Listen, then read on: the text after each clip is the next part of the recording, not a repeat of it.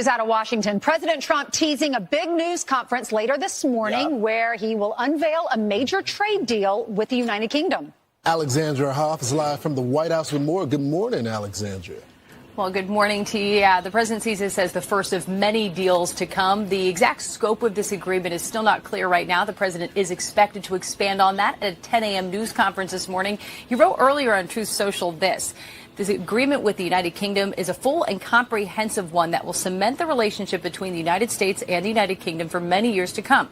Because of our long history and allegiance together, it is a great honor to have the United Kingdom as our first announcement. Many other deals, which are in serious stages of negotiation, to follow. The agreement is the first since the president imposed and then later paused stiff tariffs put in place on countries at the beginning of April. The UK is subject to 25% levies on steel, aluminum, and cars, and does fall under that 10% global tariff. Right now, Treasury Secretary Scott Bessent and U.S. Trade Rep Jamieson Greer are preparing to arrive in Switzerland, where tense trade talks with China are expected to happen there. Tariffs on China remain at 145%, a surcharge that the president says he is standing by. Are you open to pulling back your tariffs in order to get China to the negotiating table? No. What does China need to do on fentanyl? Specifically, what do you want to see them do? Well, they have to stop fentanyl from coming in. That'll be a very big part. And I had that understanding with President Xi before I left last time, and we had a deal, and he would have honored the deal. But when Biden came in, of course, nothing ever happened. Now, yesterday, Secretary Bessent said that certain exemptions were being considered for products like baby products, for example, car seats coming in from other countries. When the president was asked about that, he said that he would look into it, that he would prefer, though, to keep things simple when it comes to trade. All right, open your boxes. You get a tariff, and you get a tariff, and you get a tariff. Everyone gets a tariff.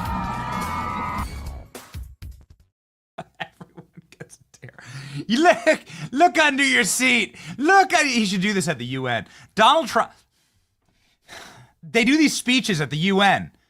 Can I get that photo of Trump speaking inside of that like goofy World Galactic Senate room, right? With Donald. They should make him wear Palpatine robes when they do this. And Donald Trump like stands there, and the nations of the world have to sit and listen to President Trump. And he should do that. We should totally do where they reach under their seat, they pull out an envelope. Klein, you want to search Donald Trump, United Nations? Thank you. Pull out an envelope. Producers, get me a photo of that. And then they pull it out, and every single nation gets a special tariff envelope. Why not? There it is. Perfect. Yes, this is what they should do. This entire presidency is all about, like, what is the most entertaining outcome? What is the most entertaining thing that can happen? And we, ladies and gentlemen, will be entertained, I think, by a very early surprise and shock press conference that Donald Trump is calling about tariffs. This is going to be very interesting. President Trump, in one single fell swoop, has brought 170 different nations to the table. This is called the art of the deal. This is where Trump... Far be it for me to second-guess the administration, but it would have been hilarious, wouldn't it? Let me know in the chat. Let me know in the chat, ladies and gentlemen, and we appreciate you being with us an hour early today for our show, which is a slam-bang, whiz-bang, baller show, stacked brick to brick, wall to wall. Holy smokes. We got Senator Josh Hawley on the show. We got Jim Jordan on the show. We got Mike Davis on the show. We got Julie Kelly on the show. Talk about rocking and rolling here. And we're going to have President Trump live on the show here very soon. Hopefully he will do the Oprah reach under your seat, pull out your tariff card. Today is Thursday, May 8th, 2025. Trump's major announcement will be live on this program in moments when it is live. It's going to be happening from the Oval Office. It's going to include a trade deal with the United Kingdom, but it will include other things, we are told by the White House. Be prepared. Trump making another big announcement, and then we'll also be taking questions from the press, which is always rowdy and very enjoyable. And Klein, have we ever regretted taking Trump live questions to the press? And we've never regretted it. No. So get ready. Trump's in a very good mood. He's about to go to the Middle East. He's about to do a full tour of the world. He's going to go visit something like 12 different countries on his way to absolute and total golden era dominance. Speaking of dominance, James O'Keefe dominating the news cycle yesterday with a Jeffrey Epstein bombshell that ain't nothing. I'm so sick of people saying that it's nothing. No, it's not nothing. It's actually massive.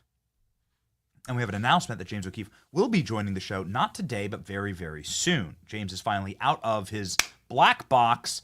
And we're going to be talking with him about what's going on next. Ladies and gentlemen, my name is Benny Johnson, and this is The Benny Show. So much to talk about today. Let's just rock and roll right away. We're going to be speaking about tariffs this morning and America's trade partners around the world.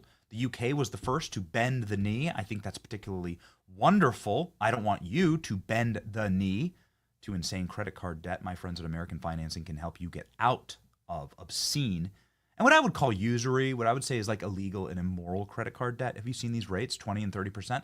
It's literally designed in order to get people who are suffering from horrible prices and horrible economy and to like kind of lock them up forever. It should be illegal. Call me what you will. I will link arms with Bernie Sanders and AOC on this one point. That like that kind of stuff should absolutely be illegal. It's taking advantage of people. I don't want you to be taken advantage of. My friends at American Financing can help you. They're saving homeowners an average of $800 a month. No judgment, just affordable payments in order to get you out of debt.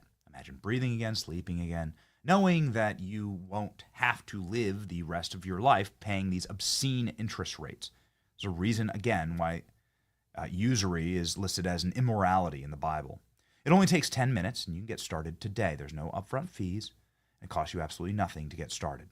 Their salary-based financial consultants are ready to listen and help and take back your peace of mind with American Financing. Call American Financing today, 888-528-1219. That's 888-528-1219. AmericanFinancing.net/Benny. Okay, ladies and gentlemen. Rocking and rolling. Let's just do the top line here because we're going to hear President Trump talk about it this morning. But just the top line here, Trump is ready to unveil major trade deals with the United Kingdom, launching tariff wars across the globe. This is very important. I just find it particularly delicious. I wish that this was happening on July 4th. I really do. If it was happening on American Independence Day, it'd be even better. But that England, merry old England, our father country in this nation, as it were, is the first to grovel and bend the knee. King George wanted American colonies to bend the knee to him just something like 200 years ago. It's crazy how much God's providence in this country has affected the world and Western civilization, how precious this place is. But just 200 years ago, it was the colonists who were signing their death warrants for not bending the knee to King George, and now it is the United Kingdom that is bending the knee first to America, and many more to come. We hear from the White House that there's going to be some big announcements in this press conference, and so we await that. President Trump, of course, will be live very, very soon. Let's just read the top line here. Donald Trump is expected to announce a trade deal between the United States and the United Kingdom on Thursday, live on this program in moments. We got nothing yet. The president, who has sought to improve America's standing in trade relations after accusing many partners of ripping them off, previewed a major deal that has been made on Thursday. Trump wrote big news conference tomorrow at 10 a.m. Oval Office, major deal with representatives of a big and highly respected country. First of many, Donald Trump, again, will be crisscrossing the world in the coming days and will be doing more of these, we hear, and will also, before he leaves, make a major groundbreaking, earth-shattering announcement that we previewed yesterday on the program, and we can't wait to hear that. What is that over, ALX? ALX is just one of the smartest cookies I've ever met. Like, what do you think that one's about, ALX? President Trump says it's not about trade. And there's something big that he's been cooking up, and Donald Trump said is the biggest announcement that the president's ever made. Okay, well, the presidents have ended wars and civil wars and launched rockets to the moon. So what is that about? Okay, what is this exactly? What is the biggest announcement that a president has ever made? Donald Trump says it will be coming in the next couple of days. Let us know in the chat what you think, and producers, please, please, if you see any good chats, pop them up on screen. What do you think this announcement is over? Some people are saying that it could be world peace. It could be the end of, obviously the end of wars, right? The end of the war in Israel, maybe the war in Ukraine. Some people are saying that it may well be the Epstein files after all. I'm not a doomer, man. You're going to hear a lot about those files from me today. We're going to cook, ladies and gentlemen, but we're going to let President Trump cook first. Okay, let's pop in here and see how this is being framed. Matthew Whitaker is a friend of the show, an ally of the show, somebody who's been on the show. He is the ambassador to NATO. He's a complete and total baller. He's somebody that I think should run for the governor of Iowa. He's from Iowa. We are allied with Matthew Whitaker. Really like him a lot. So I just want to get to this clip. Him laying the groundwork for what is to come here in the White House. Let's go. Give us your reaction first to this deal with the UK. Well, this is a huge deal, and obviously President Trump is the only one that can get a deal like this done. And I would expect that there is a whole bunch of other deals that are sort of lined up. Obviously, I know that China wants to talk now, and so many other countries want to talk, including the EU. And so, this is a great announcement, and obviously it's just the first of many more to come. And remember, President Trump got elected on an America First platform. I was out there on the campaign trail with him, and what he said he would deliver is he's starting to deliver, and this is extraordinary. Is this Assault That Lib? Come on, let's go. Let's do some salt in the morning. ALX, you let me know if C2 can be Assault That Lib. This is the reason why we should celebrate this is, one, all the libs said that Trump would never be able to secure better trade deals for the country.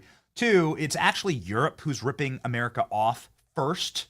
It was Europe well before it was China ripping off America. Europe, of course, every nation in Europe owes their existence to the United States of America, and our blood and our grit and our technological advancements and our culture and our Western civilization upholding culture.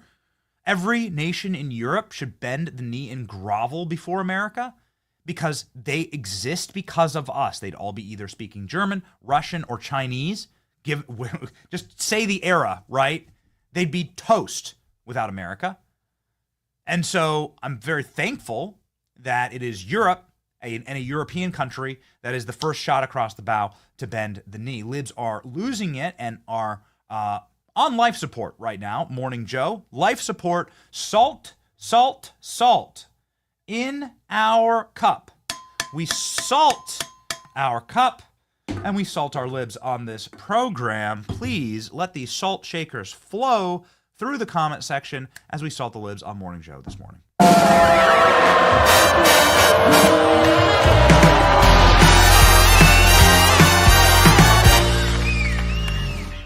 You look for what's most likely. Most likely those trade deals are going to come from leaders that he's more comfortable with. And he certainly, again, says he's very comfortable with Keir Starmer. Yeah, no question there. For President Trump, diplomacy is very personal. There's the degree of that for most presidents, but this one in particular, it's really whether or not he likes you. We know there have been foreign leaders he very much did not like. He did not care for Prime Minister Trudeau of Canada. But this is going to be a political win for the White House, Mika.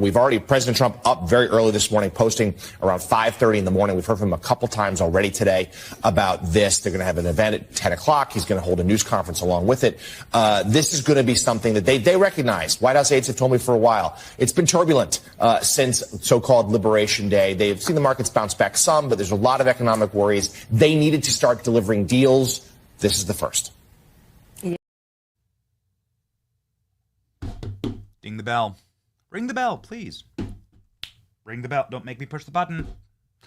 That Trump was right, and these people can cry more, and that this is going to be a very, very good thing for our nation, and that the process of tariffs, while some people saw it as painful, I saw it, and our show has always seen it with absolute clarity, as a resetting of the table. You have to exert dominance. There is always going to be an alpha. There's always going to be a beta.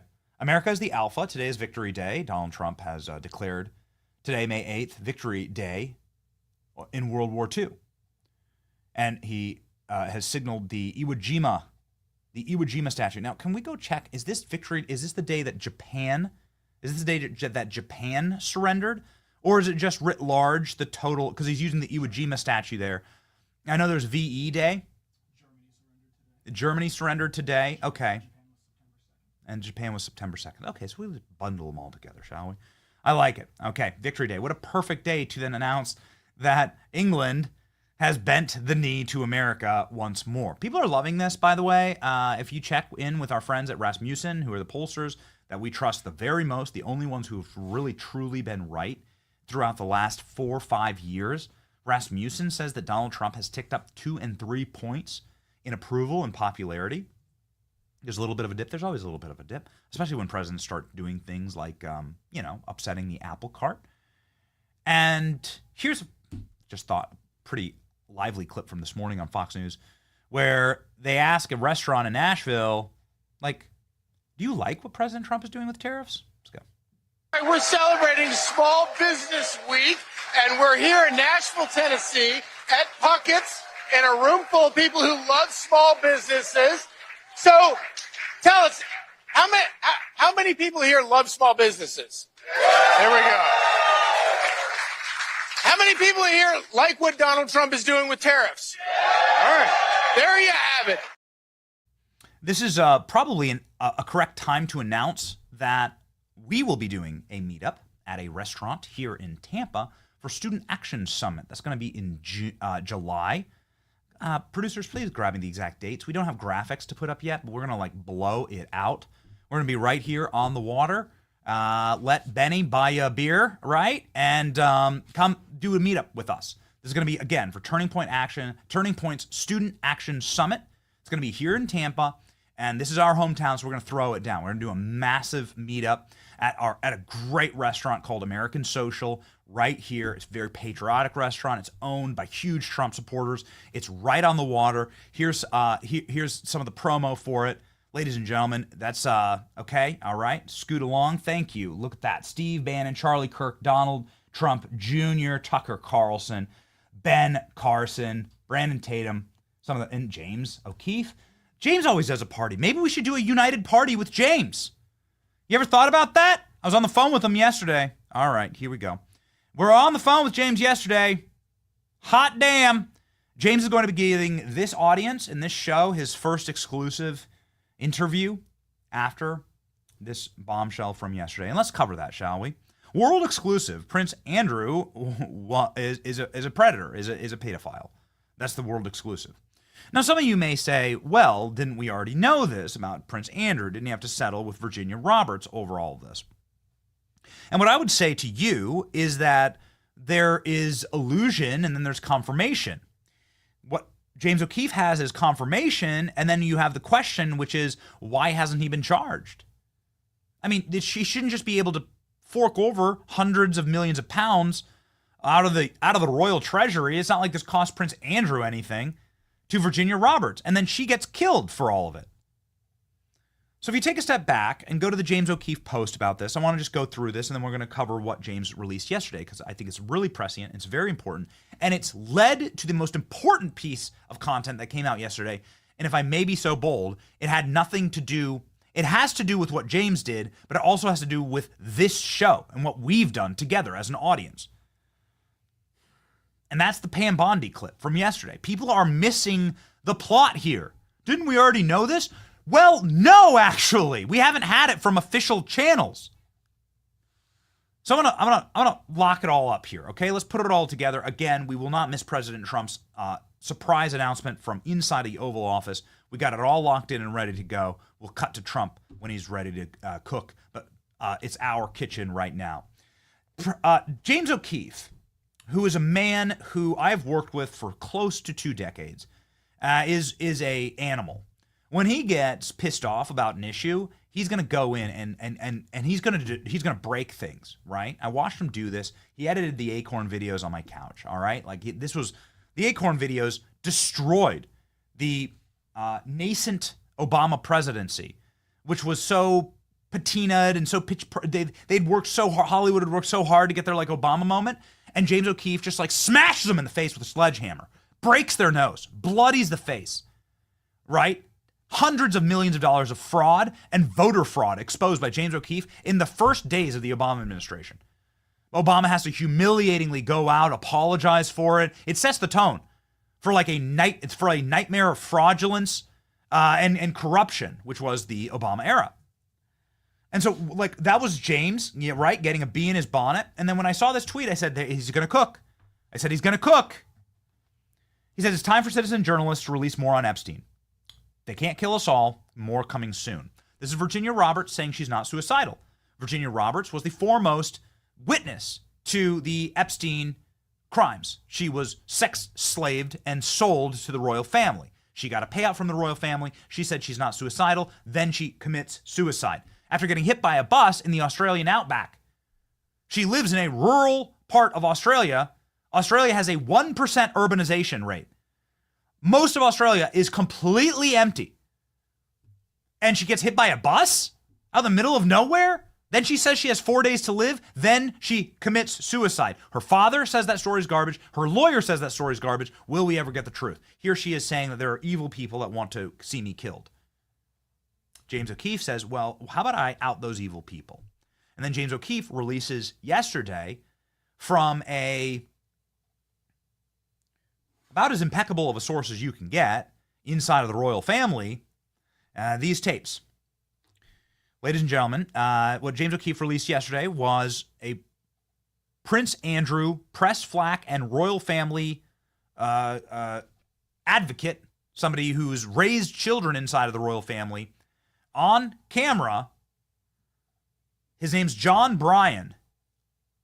And he says, yeah, Prince Andrew was absolutely engaged with underage children, putting that lightly. So here's part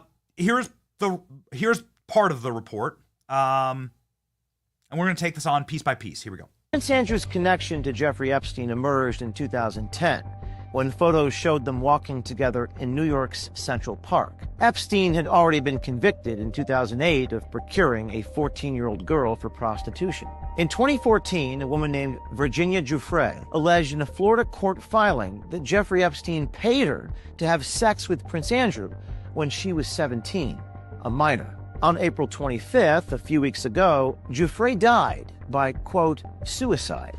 Prince Andrew denied Giuffre's sex abuse allegations in a now infamous 2019 BBC interview. She said she had sex with you 3 times, once on his private island in a group of 7 or 8 other girls.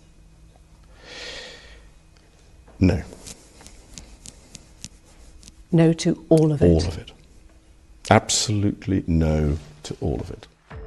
The interview was a public relations disaster for the royal family and prompted the Queen to strip Prince Andrew of his royal duties. In the aftermath of that interview, the prince sought advice from a longtime royal family confidant, John Bryan.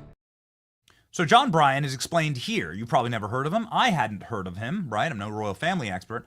But John Bryan is, let's just say, the last word when it comes to crisis PR management and the internal operations inside of the royal family. Let's go.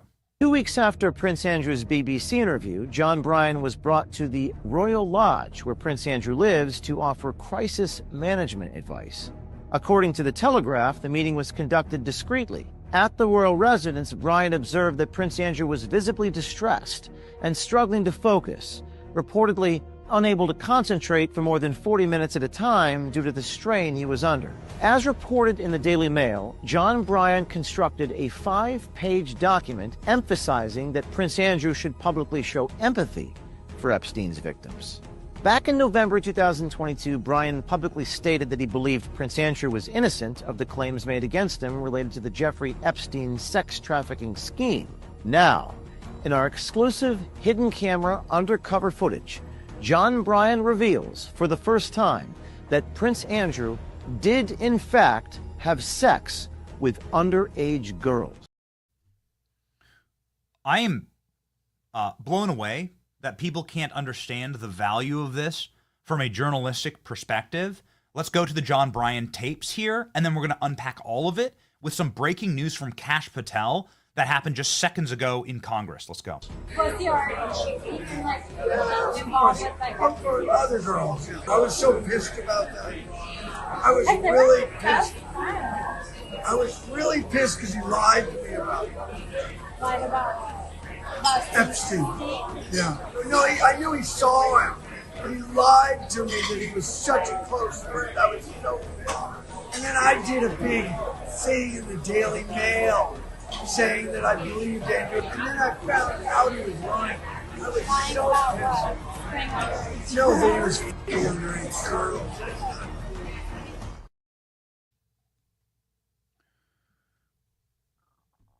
Where are the charges?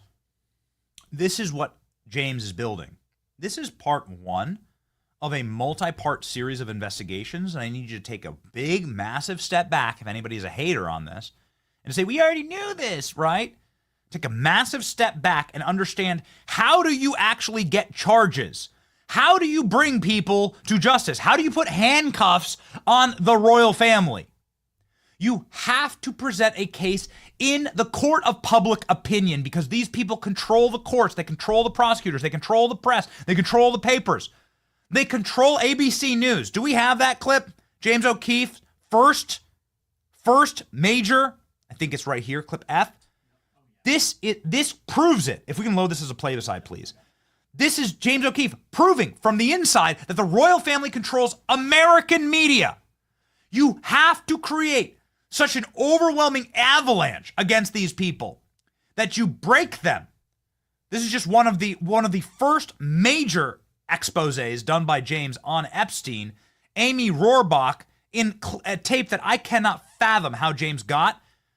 Amy Rohrbach, the #1 news anchor on ABC at the time that this was released, saying it was the royal family that destroyed all of my Epstein reporting and protected Bill Clinton of all people. I've had the story for 3 years. I've had this interview with Virginia Roberts. We would not put it on the air. First of all, I was told, who's Jeffrey Epstein? No one knows who that is. This is a stupid story. Then the palace found out that we had her whole allegations about Prince Andrew and threatened us a million different ways. We were so afraid we wouldn't be able to interview Kate and Will that also quashed the story. And then Alan Dershowitz was also implicated in it because of the planes. She told me everything. She had pictures. She had everything. She was in hiding for 12 years. We convinced her to come out. We convinced her to talk to us. It was unbelievable what we had. Clinton. We had everything. We had Clinton. We had everything. We had pictures. Where are the pictures? Virginia Roberts is on camera in interviews saying that she can tell you that Bill Clinton was there. She can show you where the cameras were. Virginia Roberts is a living piece of testimony, and her death is what's prompted James O'Keefe to do this story and to begin to pry back how these people actually operate and how they've protected the world's foremost pederast. Please take a second and take a massive step back and understand how powerful these people are and how dark their crimes are, and what it means about our society. If you're a moral person, you can't say that you're on God's side when you're running and funding a predator ring, a pedo ring. We can't robe ourselves in delusion and say that this is a moral nation when it's clearly not. If the CIA is running predator rings, and we know that Jeffrey Epstein belonged to Intel, we know that the federal government is currently, right now, in possession of mountains, voluminous mountains of evidence, digital, physical, and otherwise. We have the photos. You can see inside of Jeffrey Epstein's mansion on the Upper East Side in Manhattan. We have the photos. You can see his safe that they cracked into, the bags of diamonds. You can see the manila envelopes filled with foreign passports. To what nations exactly, and how to get those? What about all of those CDs? Those CDs that were marked nudes. I mean, you can read the writing on the top of the CDs. It says nudes on them. Pics and nudes. Like, of who exactly? I'm not some perv. Not some pervert. What I'm trying to figure out is, like, why would Jeffrey Epstein have his own box of evidence marked here? That evidence tape was put on there. These hard drives had evidence, yellow evidence tape strung around it, according to the special agent in charge from the FBI, by Epstein. She testified in court. Her team didn't put that there. What the hell's on there? Is that why they killed Virginia Roberts? Because Virginia Roberts was a living piece of testimony that they couldn't delete. So they needed to delete her, Control F, Virginia Roberts. Is that what happened? James Comer said that that's what's happening to all of the digital and physical evidence that is being deleted. Now, this clip pissed off all the right or wrong people. This clip from our show earlier in the week, just 2 days ago, has changed everything. And so we're very proud to be fighting. This information war in parallel with James. Here's James Comer. This man if in case you don't know him, he's in charge of government accountability and oversight. It's like as big as you can get. He's the guy who should be in charge of. He's in charge of all of this, right? He's oversight of government and these black ops. Like this is his role, and he says it's all gone. It's all been deleted. Here we go. I hope James has the Epstein files, because I don't think the Department of Justice has them, or at least the Attorney General does not have them, or she would have turned them over. The president ordered them released. The Attorney General ordered them released. We all know they have not been released. And one of my biggest fears that I had, and I expressed this with Kash Patel and a lot of people, Stephen Miller, and a lot of people going into the new administration. I'm like, I hope they're not shredding documents right now. This was a few weeks before the transition. I said, I hope they're not shredding documents, but you all need to go. James Comer goes into a 5-minute diatribe about how the deep state and intel agencies shred and delete and destroy documents. And this is the man who, more than any other member of Congress, got us Trump's presidency. Why? Because he's the only man that looked into the Biden crime family and did enough work and was able to bulldoze and bulldog through and to find enough evidence of criminality that he really was able to destroy that entire empire. And so you're talking about the last word when it comes to congressional investigations, and he's telling us that they're deleting files. Well, that clip got some people very angry because this physical file still exists. You can still see it. It's burned, it's seared into the back of my brain that Jeffrey Epstein had tubs of hard drives marked evidence. What the hell is that about? That the FBI, when a drone was capturing the sheer amount of evidence that they were pulling out of Jeffrey Epstein's island, which is what this footage is. We're the only show that'll ever show you this footage. I don't know why. It's all real. It's all out there. I can't for the life of me figure out why we're the only people interested in this stuff. Here's drone footage of Little St. James, Epstein's Predator Island, where Bill Clinton was on the Epstein jet, where witnesses, women who were sex trafficked, in court documents say they saw and witnessed Bill Clinton here on this island in this room. And the FBI is putting up, blacking out the windows so that people can't see. What a apt metaphor. What a perfect metaphor. Before they blacked out the windows, you could see that they were bringing in hard drives, rack and stacks. They were carrying out boxes of evidence. There it is. That's the photo. You can see him walking there. Yep. Carrying out boxes of evidence. Where did it all go? Where is it? Well, ladies and gentlemen, because of our reporting and because of our insistent asking and because you let us know in the comment section that you want justice for these predators. We shouldn't have a nation of predators running this thing. What a demonic and sad sunken nation if we let these demons run everything, right? No, exorcise the demons, put them in prison, okay? Or worse. Ladies and gentlemen, here we go. Pam Bondi yesterday, much like James O'Keefe, this is earth-shattering because it's confirmation, it's admission by witnesses and top law enforcement agents that not only have we been lied to about Epstein, that they have more than we could ever think of. Here's Pam Bondi, for the first time ever, a federal law enforcement agent saying, yes, we have 10,000 different tapes of powerful people in illegal and compromising positions with underage children. Huh. Here we go. James Comer said yesterday that all the Epstein files are missing. Can you confirm that they still haven't heard from you? No, the FBI, the FBI, they're reviewing, there are tens of thousands of videos of Epstein with children or child porn. And there are hundreds of victims. And no one victim will ever get released. It's just the volume, and that's what they're going through right now. The FBI is diligently going through that. I haven't seen that statement, but I'll call him later and find out. Reminder that from inside of the FBI and inside of specifically the Southern District of New York, when Pam Bondi released those binders with the Epstein evidence, which we've said our piece on that, right? We've said our piece. Pam Bondi was clearly furious about that. We've said our piece. That was a humiliation. Here's what existed. Here's what happened there. Those binders that are now, live in infamy, those binders were filled with already publicly available Epstein flight logs and some scribbles by Epstein. But the contents of the binders themselves were redacted. Already public information that was redacted. So it was just insult, spitting on insult and salt on the wound. And so that was just a nightmare. And the official statement from the Southern District of New York and from the FBI was, that's all we've got. Please see this for the massive W that it is.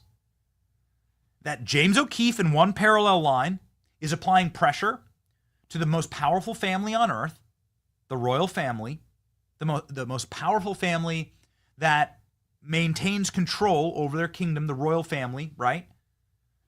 That James is applying pressure because they lied. They still represent that Prince Andrew did nothing wrong.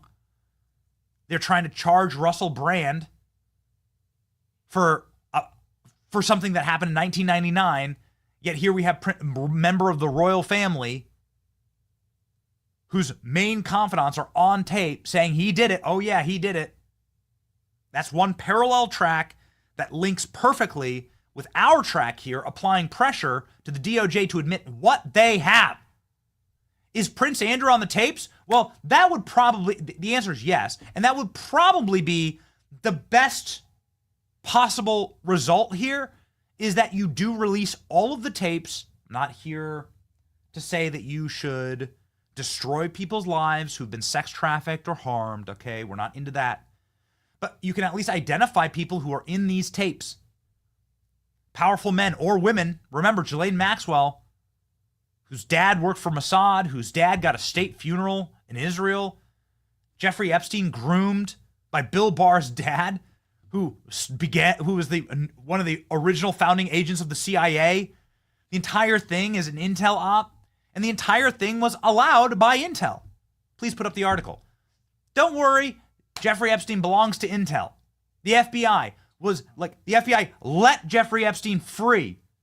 There's a charging note that says, let him go. He works for us. He's an undercover informant. Jeffrey Epstein works for us. There's so much of this stuff. The Alex Acosta article. I was told that Epstein belongs to intelligence and to leave him alone. It seems like a movie, but it's all actual American history.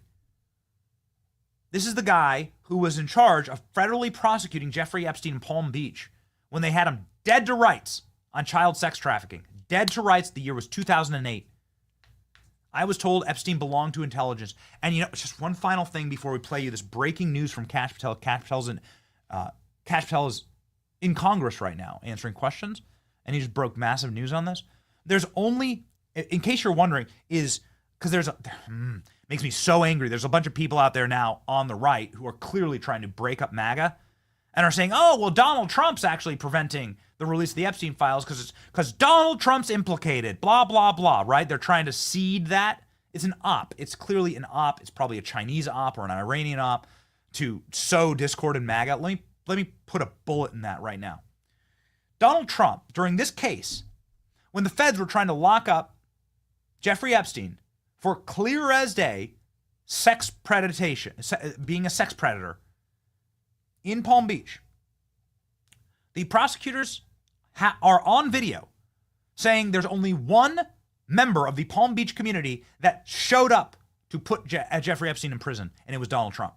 Only one guy who was part of this overall, larger West Palm Beach, Richie McRich community showed up. Everybody else hid their head in the sand, cowered in fear, ran into their homes and locked the door. It was President Trump who walked directly to the prosecutor and said, what do you need on Epstein? I will give it to you. I will help put this monster in prison. This is after President Trump had banned Epstein from his club. And of course, Epstein was there in order to try and groom Donald, in order to try and get compromat on Donald Trump. This is what they need so badly. Donald Trump would have probably be on his 7th term right now if they were able to get compromat on Donald Trump and get everything they want and be able to manipulate him, right? That's what they did to Bill Gates, and that's what they did to Bill Clinton, and that's what they've done to the royal family. But they don't have that, so they hate Trump for it. They hate it because they can't control him. Talk about control, man. Look at the reporting that this chat that we have done together, because we refuse to let this go, because we refuse to like hang our head and be cucked and cower like so many other Republicans, like the billionaires of Palm Beach. Because we refuse to do it, because we keep asking questions. Now, not only do we get the Pam Bondi result, where Pam Bondi has admitted that the government has 10,000 tapes of powerful people on camera with Jeffrey Epstein that she classified as child porn. Tell you what, man, Bill Clinton is probably looking to book his own flight to a country that does not have reciprocity with the United States, judicial reciprocity. I'm telling you, man. But also now we get this from Kash Patel. It's breaking news. This happened just moments ago inside of the United States Senate. Kash Patel speaking with Senator Kennedy from Louisiana on the Epstein files. Senator Kennedy, famous for using Epstein as a punchline. He said Jeffrey Epstein, something like Jeffrey Epstein and Christmas ornaments, two things that don't hang themselves. Okay, here we go, ladies and gentlemen. Breaking news. Kash Patel moments ago inside the Senate. Person with a brain and a beating heart. Yes, sir.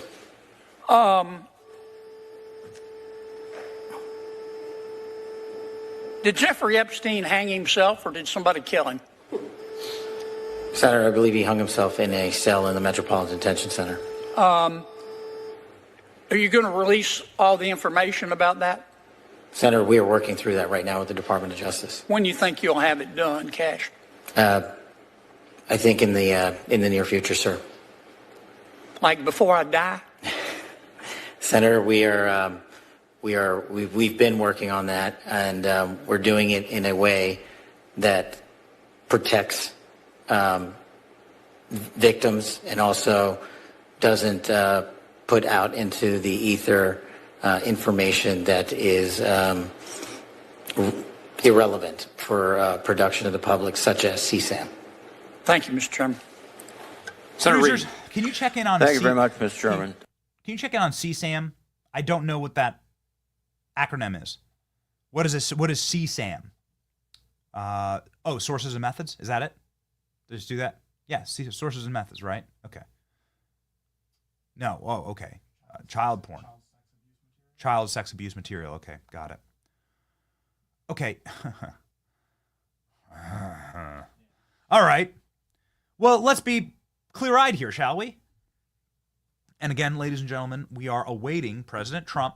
The announcement was for 10 a.m. Eastern Standard Time. It is 10:48 a.m. Eastern Standard Time right now. We are awaiting President Trump's announcement from inside of the Oval Office with a massive trade deal. So we're just, and I'm really glad that we get a chance to talk shop on this. I think this issue is so important. Why are you so obsessed with this? Aren't you more obsessed with what's going on right now? And we do have a clip. If you wouldn't mind, can you grab me that clip from Kash and from Dan Bongino? I need the Dan Bongino told us something massive yesterday. I want to get to that. And Dan Bongino said something that shouldn't be missed. The Dan Bongino tweet, quote tweeting Kash. Kash Patel there says, we will be getting the Epstein videos and files. I don't agree with Kash saying that did Jeffrey Epstein hang himself in his cell. I don't agree with that. But, is it for him to say right now? I sure would hope that there would be maybe a more thorough investigation into what was going on there. Oh, ladies and gentlemen, and here we go. Here is President Trump live from the White House, here at his desk. I just want to begin by saying that this is live right now. It's a very special day because it's Victory Day, World War II, May 8th.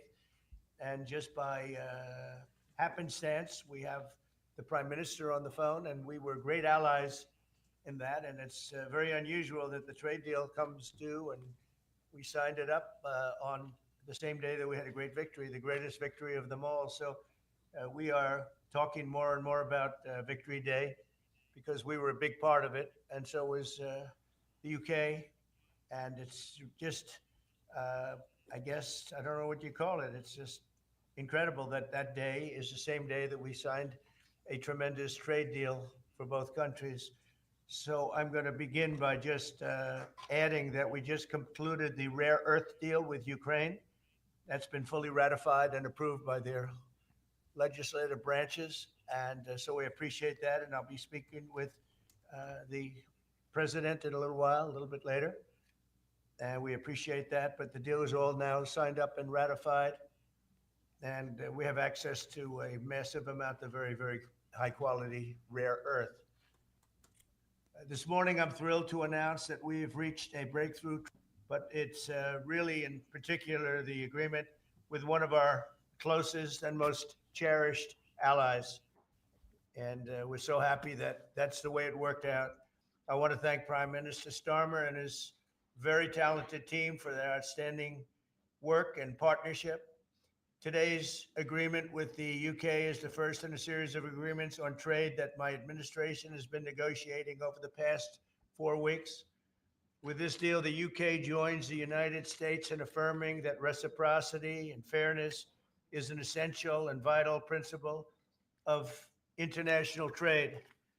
The deal includes billions of dollars of increased market access for American exports, especially in agriculture, dramatically increasing access for American beef, ethanol, and virtually all of the products produced by our great farmers. And our Secretary, as you know, of Agriculture is here. Brooke, thank you very much for being here. Thank you, sir. You'll let the farmers know. In addition, the UK will reduce or eliminate numerous non-tariff barriers that unfairly discriminated against American products. But this is now turning out, I think, really to be a great deal for both countries because it'll be really great for the UK also. So they're opening up the country. Their country is a little closed, and we appreciate that.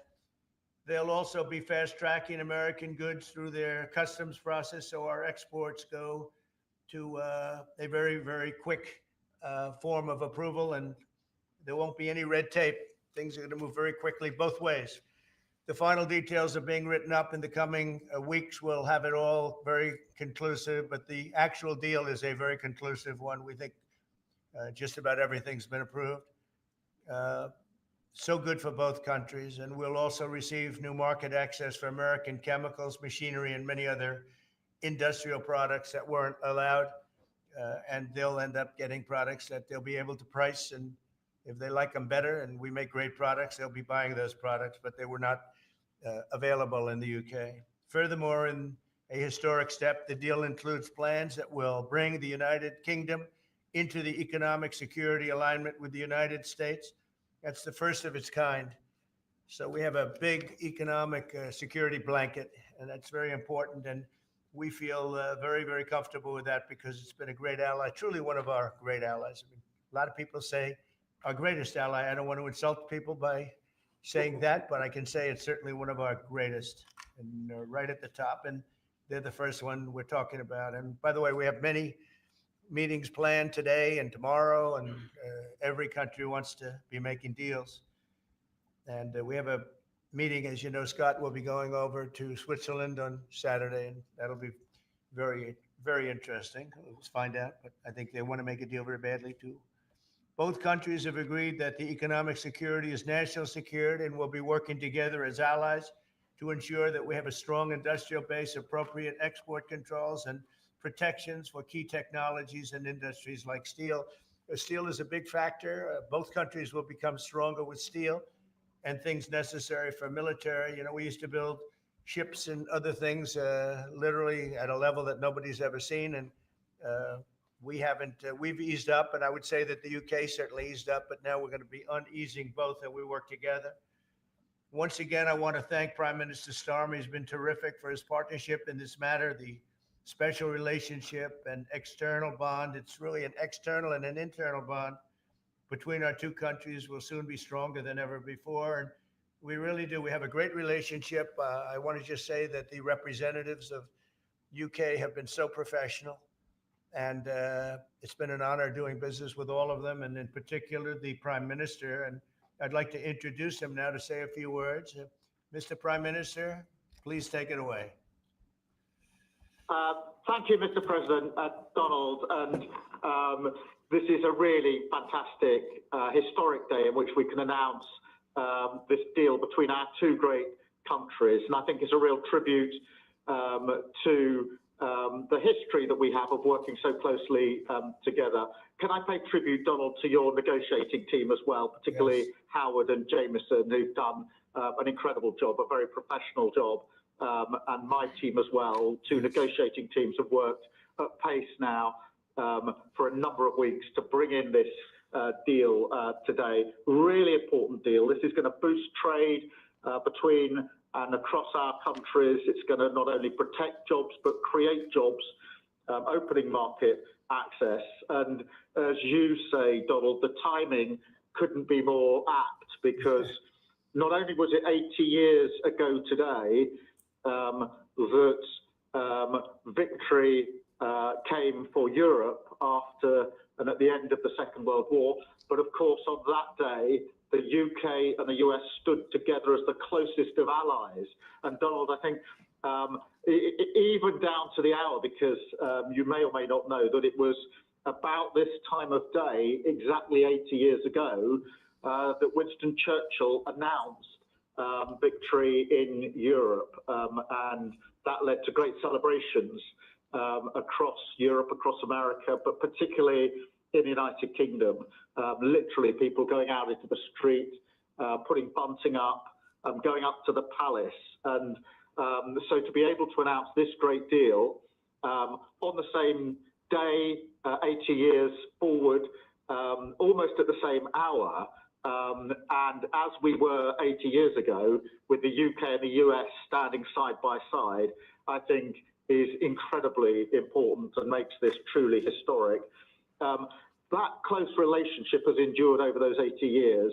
As you know, Donald, when it comes to defence and security and intelligence sharing, of course, there are no two countries that are closer than our two countries.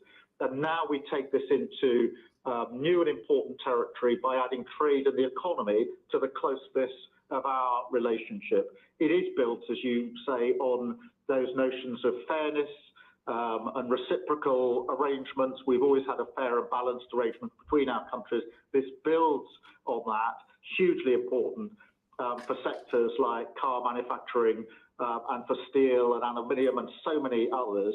And yes, we can finish ironing out some of the details, but there's a fantastic platform here, including, of course, on the tech side, where I think I'm right in saying we're the only two Western countries with trillion-dollar sectors when it comes to tech. And in the end, it comes down to, as you say, Donald, economic security is national security. On national security, we've been absolutely the closest of allies for so many years, keeping the peace through that close alliance, that friendship.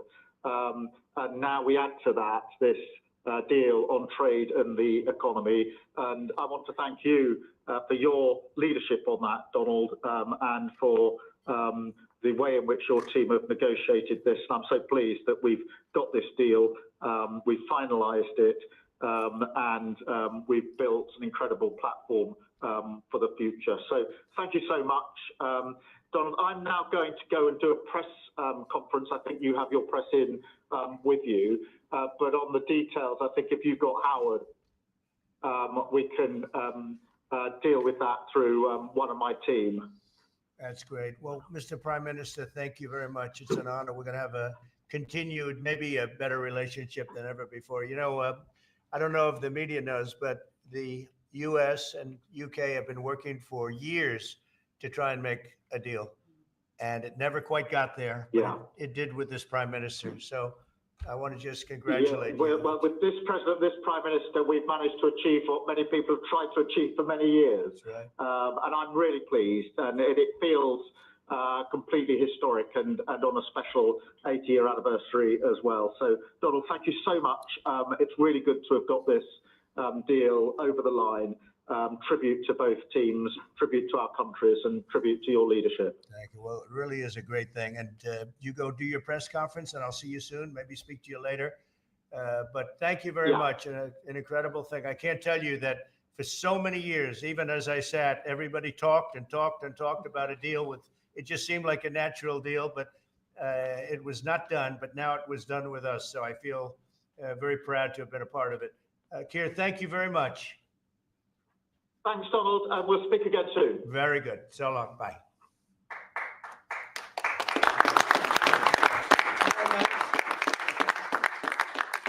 That's very nice. Why don't I do this? Why don't I have our Secretary of Commerce, Howard Lutnick, give a little description of the deal pretty quick, and then the good side, the very nice side, we'll be speaking about it also, maybe from so you get a pretty equal. I think it's a very, it's just been a deal that was, we thought, very complicated. It became very simple. It's opening up the country that we really didn't have the kind of access to that I would have thought. I was surprised. I think it's why the deal never got done before. It was, they've been working on this deal for 25 years. And we got it done, and we got it done. Really, it's going to be great for both countries. So, Howard, if you could go, and then somebody else, you may have, you'll pick whoever you want who'd like to do it. I have a feeling you're going to do it, right? So you guys go ahead, and then we'll take questions right after that. But I think you'll get a pretty good understanding of how big it is. It's a very large deal, very big deal. And Howard, go ahead. So the UK is the 6th largest economy in the world and the 4th largest that we export to, right? So it's a huge market, a top 10 market. If you remember Liberation Day, they were at 10% because we have balanced trade with the UK, right? They say they have a surplus, but of course that counts gold bullion, which is, so let's just call it balanced trade. So how do you open up a market in balanced trade? People think it's impossible. They've always thought it was impossible until President Trump came on the scene and changed the way things work. So here's what we've got.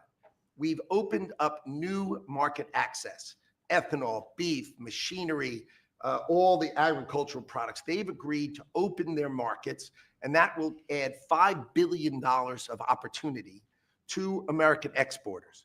So the question is, why would they do that now? Because they've never done it before. And we still have our 10% tariff on, which will produce $6 billion of revenue for the United States. So the idea was, how do they keep their jobs, protect their economy, and do the best for their people while opening the market for us? And the way is they studied it. Their team was exceptional, and they tried to figure out the markets that they're importing from other people and try to send them over to America. So why were they always favoring others and not us? And what they've done is they've found the ways to do that so that we have new access, right? But the UK workers are protected. And that was the balance. So we did a deal with them in automobiles. And if you're not building here, we charge you a 25% tariff.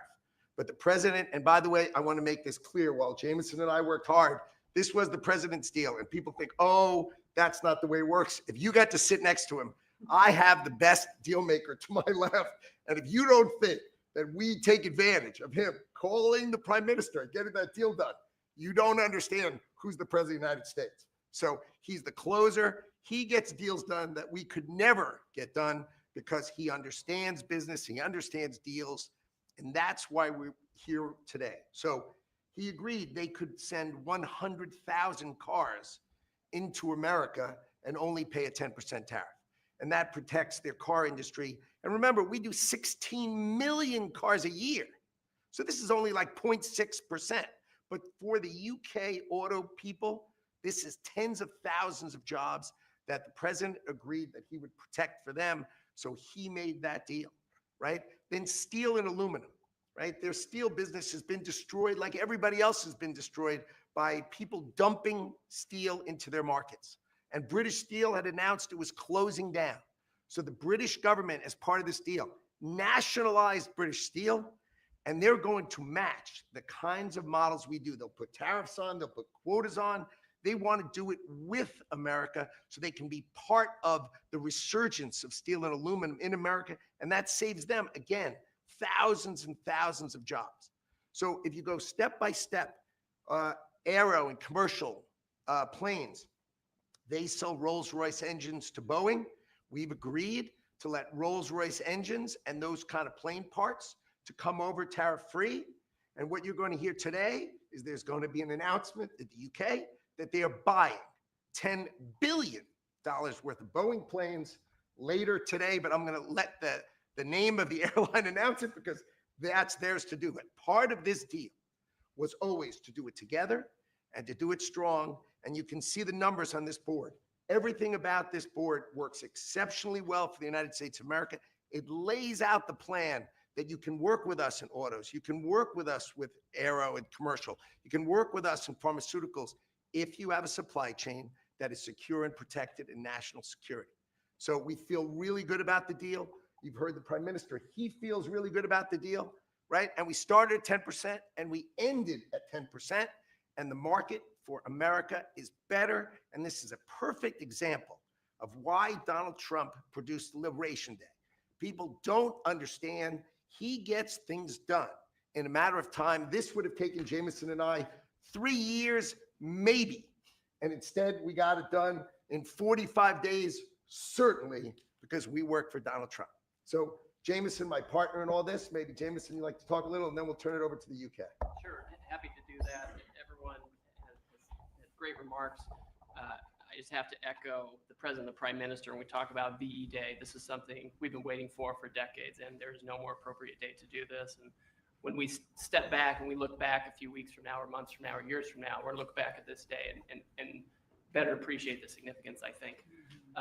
And I'll just say as well, in terms of negotiating, I mean, the UK negotiators, you know, we've got one right here, did an incredible job, right? This is why you win wars, right? When you act like this. And the ambassador, he knows more about trade than a lot of us here based on his background.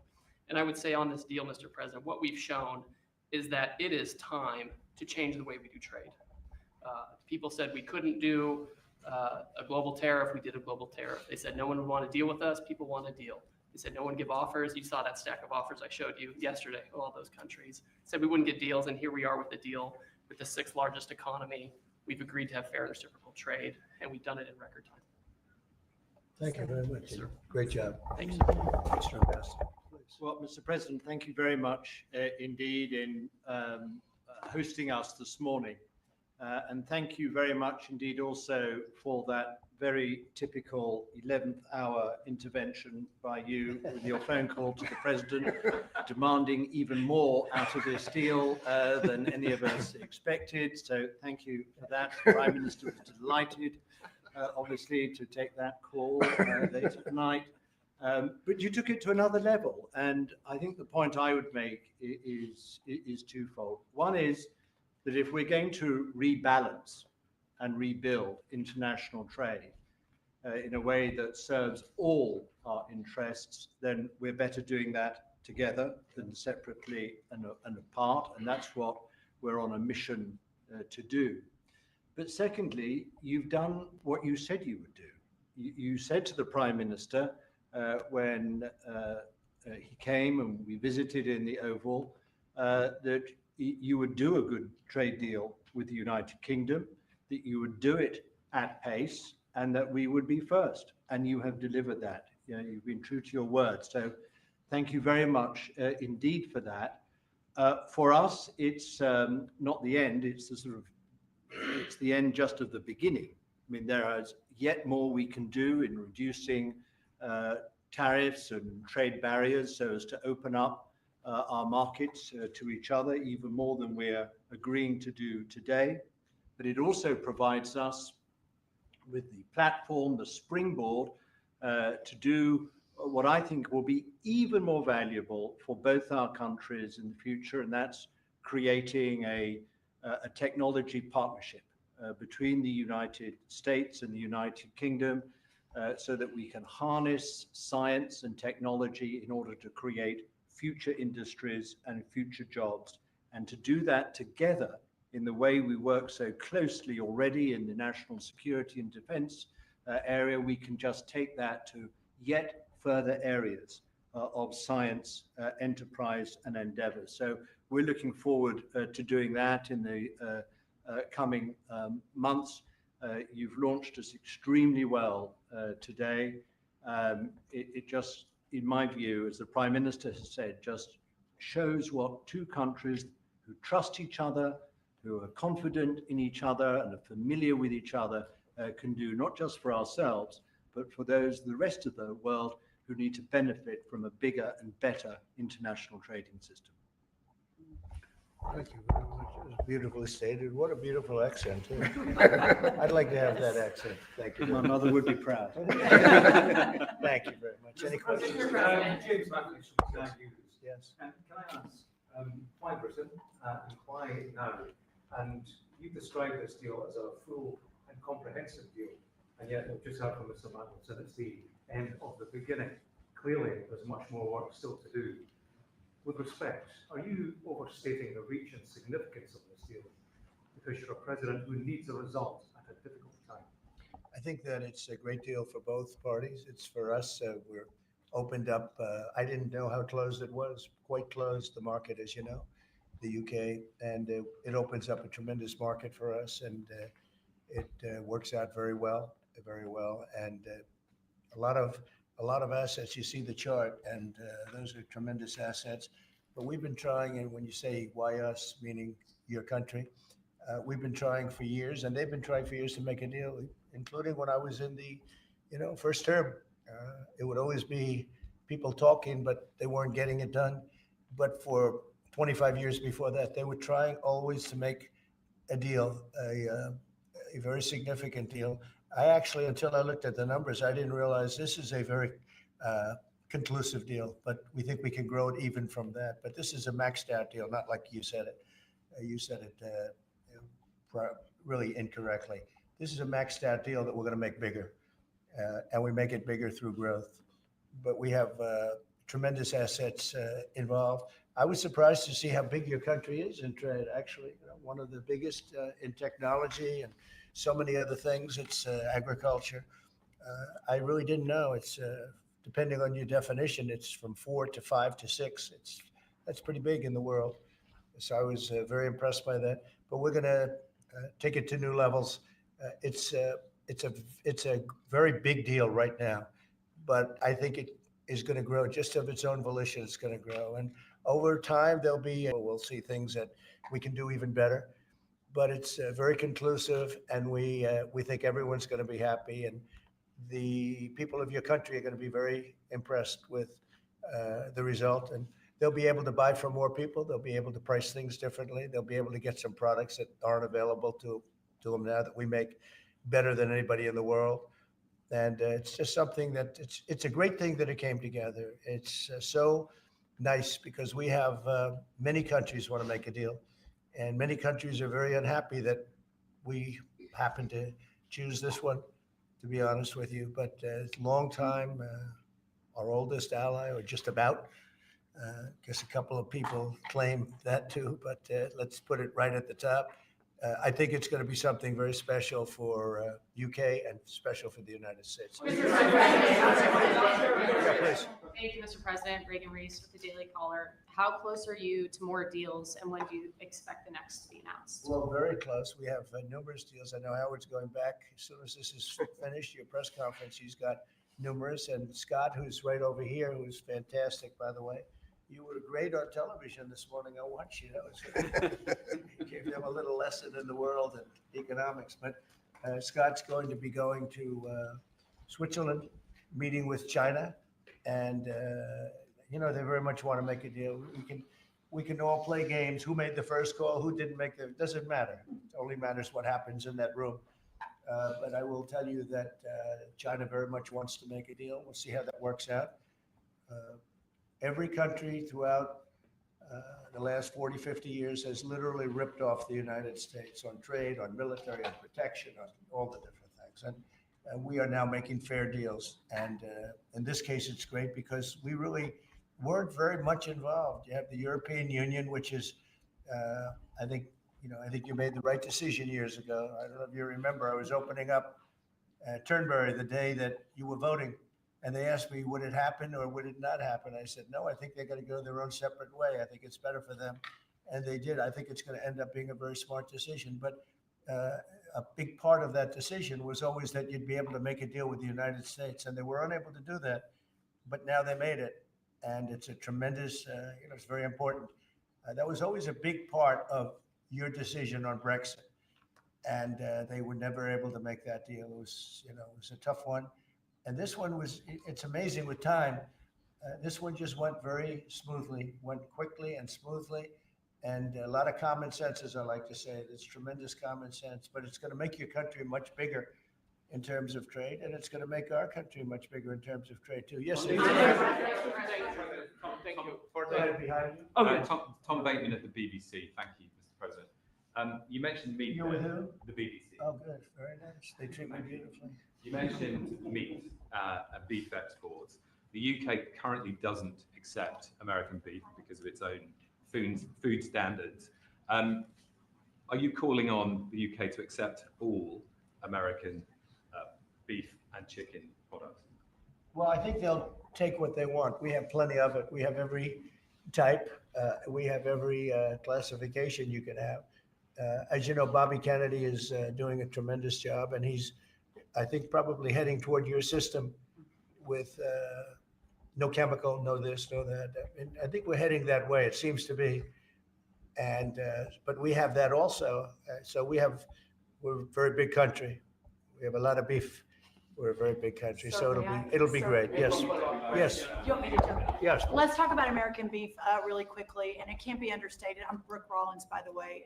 How important this deal is and what this means to American farmers and ranchers. Specific to the beef, this is going to exponentially increase our beef exports. And to be very clear, American beef is the safest, the best quality, and the crown jewel of American agriculture for the world. So I think a really important part of this deal isn't just the ethanol reducing of tariffs from 19 to 0, which for our row croppers is a huge deal, but also for beef. And as we move forward, I know our incredible trade team is looking at all of the meats, all of the produce, really all of our agriculture exports. And I don't know if there's an industry that has been treated more unfairly and has suffered more than our agriculture industry. So we look forward to, I'll be in the UK on Monday, talking to my counterpart over there for next week, and look forward to moving that out across the country. The president is I think we could say that we have the best in the world, best tractors, the best everything in the world. And they say that our agriculture is, second to none, you understand. And it'll be a great asset. People are going to be able to have options, choice, and they'll have more of it. And that usually means lower prices. How about we'll do you and then you? Go ahead. Follow-up question for the Italian TV, Daniele Compatangelo, LA7, TV 2000, Primetime Media. So congratulations for the deal. We see a big revenues from the chart. But what's the rest of Europe? It's a victory day, but other European countries, it seems like they're losing the train. We intended to make a deal with Europe. We have found that the European Union treated us extremely unfairly, very difficult, and hurt themselves in doing so. And they very much want to make a deal. We'll be dealing with them. We are dealing with them currently. So that'll cover pretty much the rest of it. But this was separate because of Brexit in particular. This was a separate deal. It always seems so natural. I mean, all the media would say that this seemed to be like, why did this happen 25 years? Why didn't it happen a long time ago? And it was always amazing to me. Somebody would say, hey, we got to make a deal. We have to make a deal. But this deal just fell into place. The prime minister did a fantastic job. His representatives are total professionals, and they got along well. And it just seemed to work. And I think one of the reasons it did is because we blew up the whole system. If we would have just been dealing with you separately or, country by country, we blew up the whole system. It was very fair to very unfair to the United States. And I think because of that, this worked out so nicely. And I'm honored that it was the first deal. Please. Sir, you mentioned. Well, why don't you go in the back? Yes. Oh, thanks, sir. I'm with the London Times. I'll say this is a great day for James Bond because now Aston Martins will be available to American buyers. But with it will be even better by extending it to film. You've talked about a big tariff on films, and we'd like to know if there'd be relief on British. Well, we're going to have a discussion on that separately. And as you know, we're putting tariffs on that particular film, you said, the movie makers. And we're going to be doing some tariffs to get them because a lot of them have left this country. They all live here. The money comes from here. Everything comes from here, but they make them in other countries. So we're going to do something to bring them back, maybe to a large extent. But James Bond has nothing to worry about that, I can tell you. James Bond. And, Sean Connery was a friend of mine. Sean Connery was responsible for my getting zoning in Aberdeen. He said, let the bloody bloke build his golf courses. And, you know, I was like 4 years into the process, and it was impossible in Aberdeen. And he, I don't know, he just stood up one day and he said that. As soon as he said that, I got the approvals in about 2 minutes. So he was a great guy, Sean Connery, and great character. Later in the year, are you going to Scotland and to the? I will be, sure. It's great. We have a lot of investment over there. We have Turnberry, Aberdeen. We have, as you know, in Doonbeg in Ireland, right on the ocean. They're all on the ocean. I only have interest if they're on the ocean. And we have good investments over there. Been beautiful. Yes. Mr. President, if the talks go well this weekend between Secretary Bessent and Ambassador Greer with their Chinese counterparts, not preemptively, but if the talks go well, would you then consider lowering the tariff rate on China? Well, it could be. I mean, we're going to see. Right now, you can't get any higher. It's at 145, so we know it's coming down.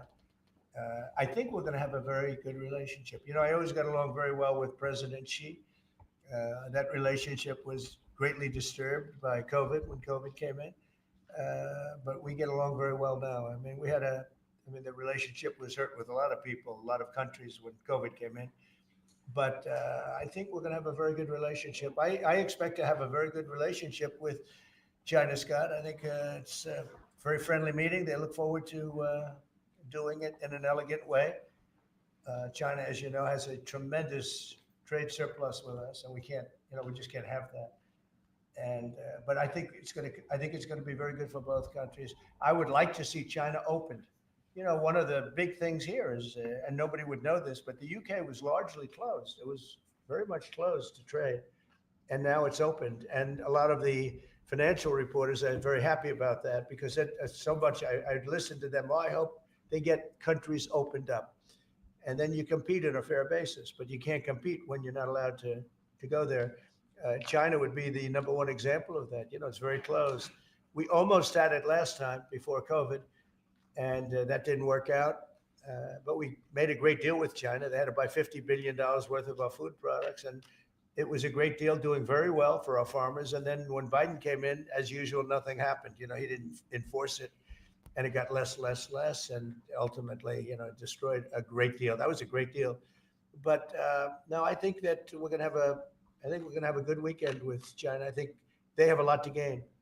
I do think they have far more to gain than we do in a sense. But we're going to have I think we're going to have a very good weekend. Will you speak to Xi after the weekend talks? I might, yeah, sure. Depending on what Scott says, we Scott is doing certain countries and Howard's doing certain countries. I mean, I wish I had like 10 more of each. Then we could do them all at one time. But there will be a time, we'll do a number of them. And then there'll be a time, I think I can say this, Scott and Howard, where we're just going to say, because we understand the countries, we understand what they want, where we're just going to make the deal. In other words, we don't need the country involvement because we've already had it.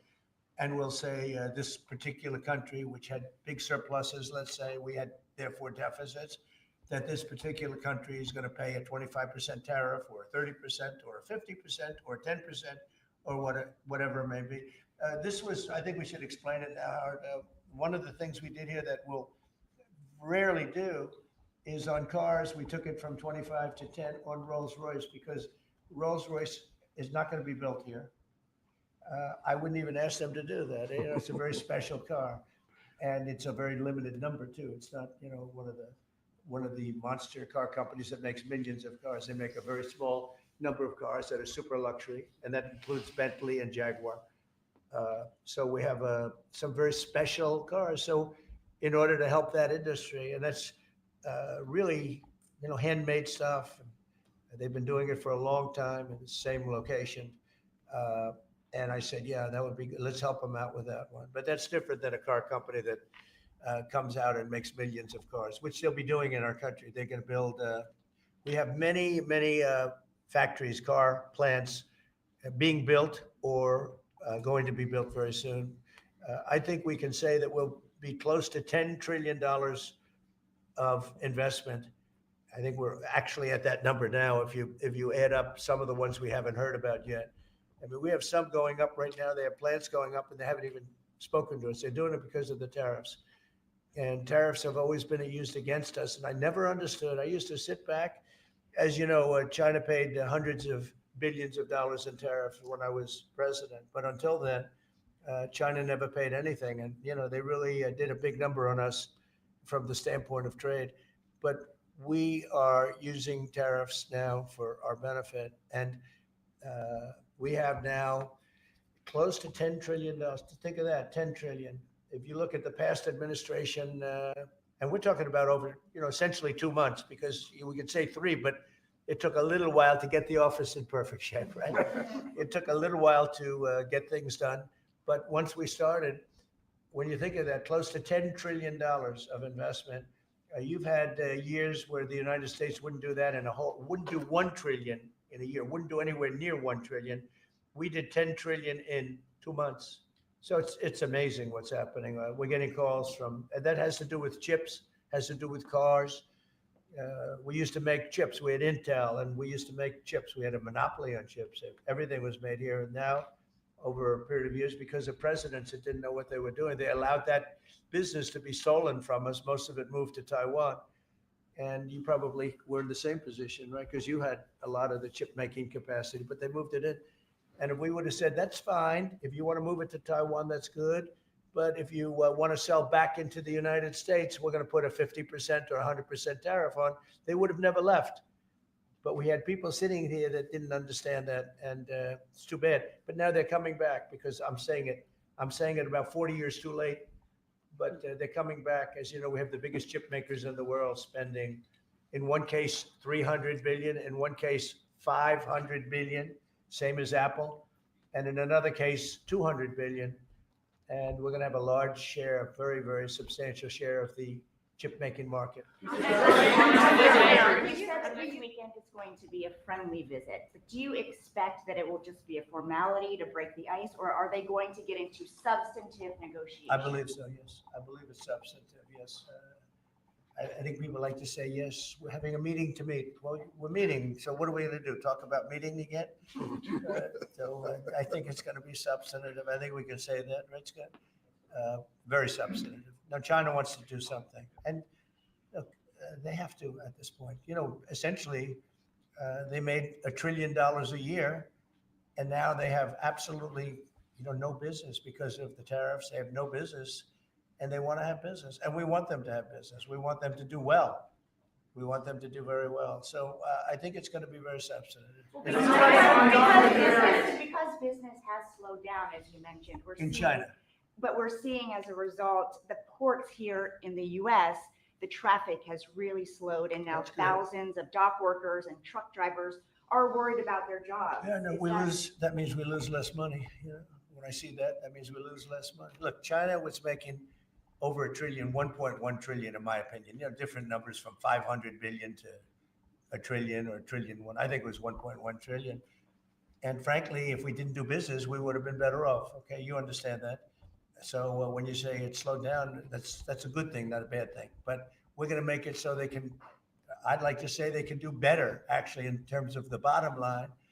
We'd like to see China opened up so we can compete in China and, give people something that they've never had, access to something. That'd be great for the world. It would be great for our businesses. And I think it would be great for friendship. I really expect a lot of people think I'm a militant guy. I'm really not. I think that trade can bring a greater friendship with China. It can be something good. But, one of the things that I know Scott's going to be talking about very high on the list is open up and let our businesses go into China, because when you talk about a closed country, that's a really closed country. And I think it would be great if it was opened up.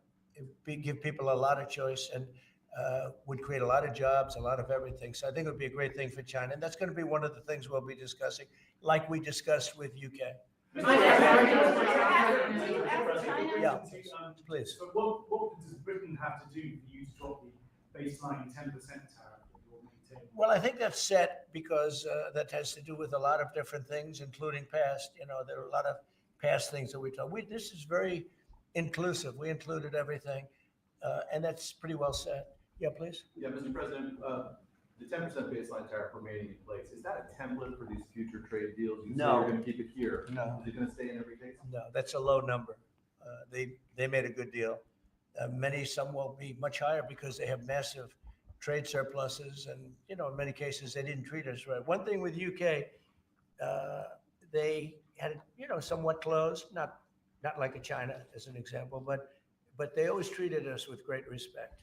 They treated us with great respect.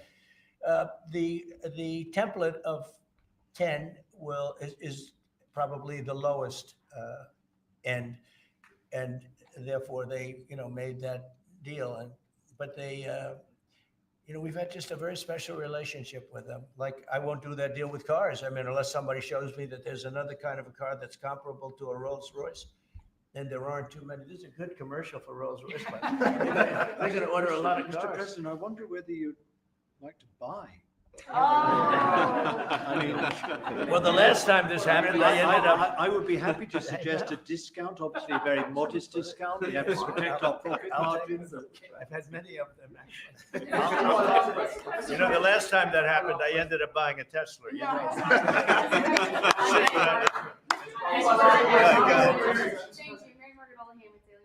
I had a question about the UK deal today. I heard there was talk that part of the agreement would depend on whether the UK would respect free speech and freedom of religion. I know the VP is really interested in that, talked about that earlier this year. Was there any assurances that you guys got on that front? You want to handle that?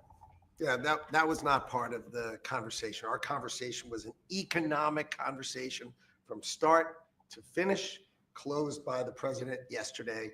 This was a business deal, open their markets, and also protect their workers, grow our markets, and help our workers. This was about business religion. Business is sort of a semi-religion, but not nearly as important. I don't want to get myself into Go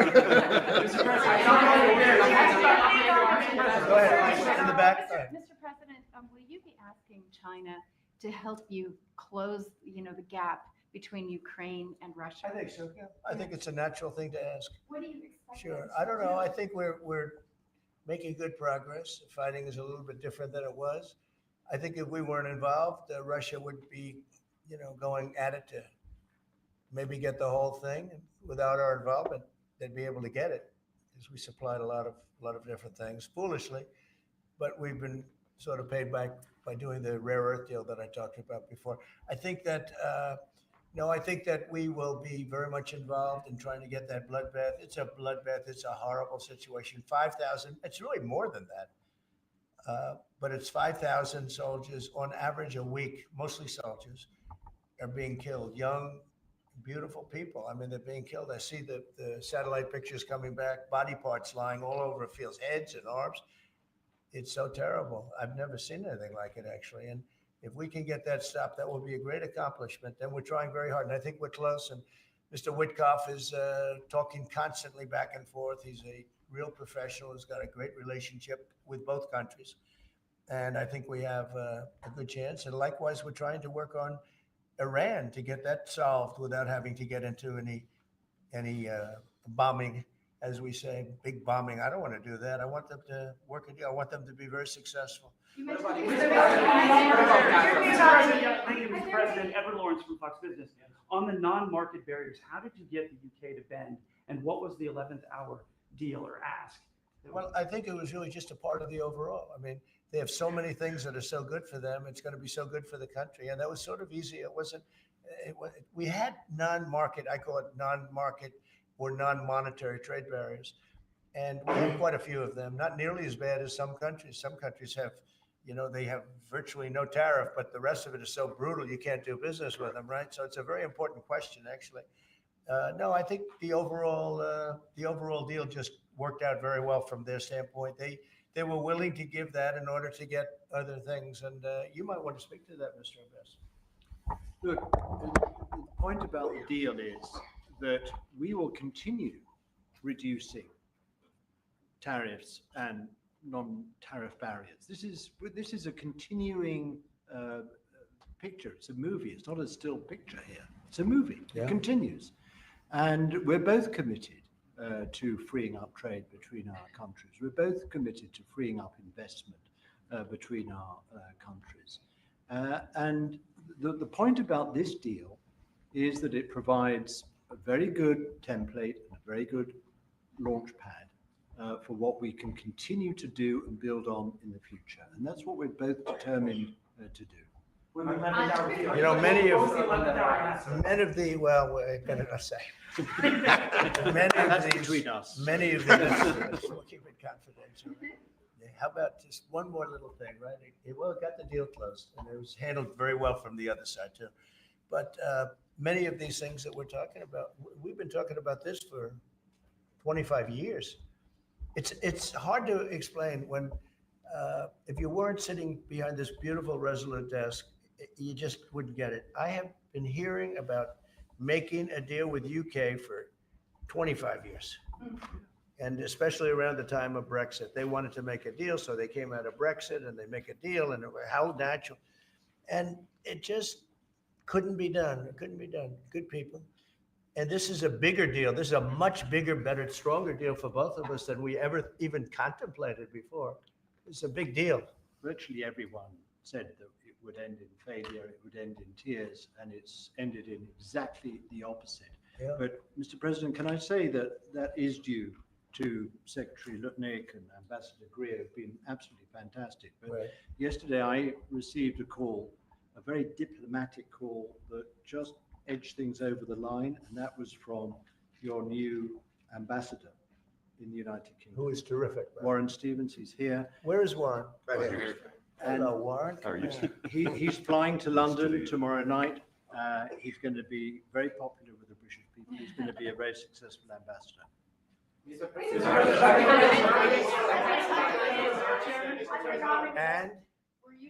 And he's got plenty of cash. That guy's plenty of cash.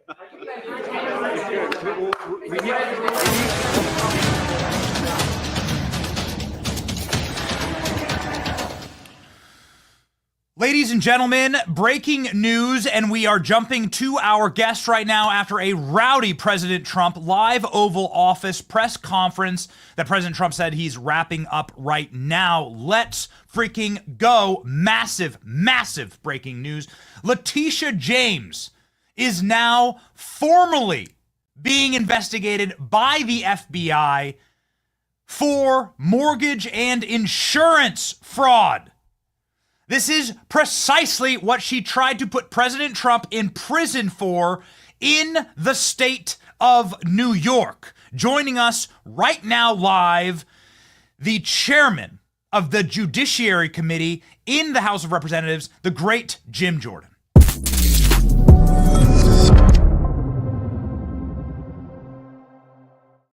I don't know how you time these things, Mr. Chairman, but it's just perfect. Seconds before we go live with you, Leticia James officially being charged by the FBI. Your take on this, the table is yours. Well, yeah, you can't make this stuff up. I mean, she is being charged with the same thing as you said that she alleged President Trump did. And I think that there was like a huge fine that was imposed on the president. I think it was like $300 million, if I remember correctly. And it looks like the underlying issue that she's being charged with is what we got from, I think, the finance board, or whether this agency. They said that she falsified documents. She said, and she did so to get better terms and a better rate on the loan she was applying for. Here's the bottom line, though, Benny. You can't say your principal residence is in Virginia if you're the Attorney General of New York. It just doesn't work that way. But that's what's alleged that she did. Not to mention, I think on another loan application, she said her father was her husband. And again, I haven't seen the evidence, but there must be something there. The Justice Department wouldn't be proceeding as they are. Again, it's the old principle. The left always accuses us of what they're doing, and that's what it looks like is happened here with the Attorney General from New York.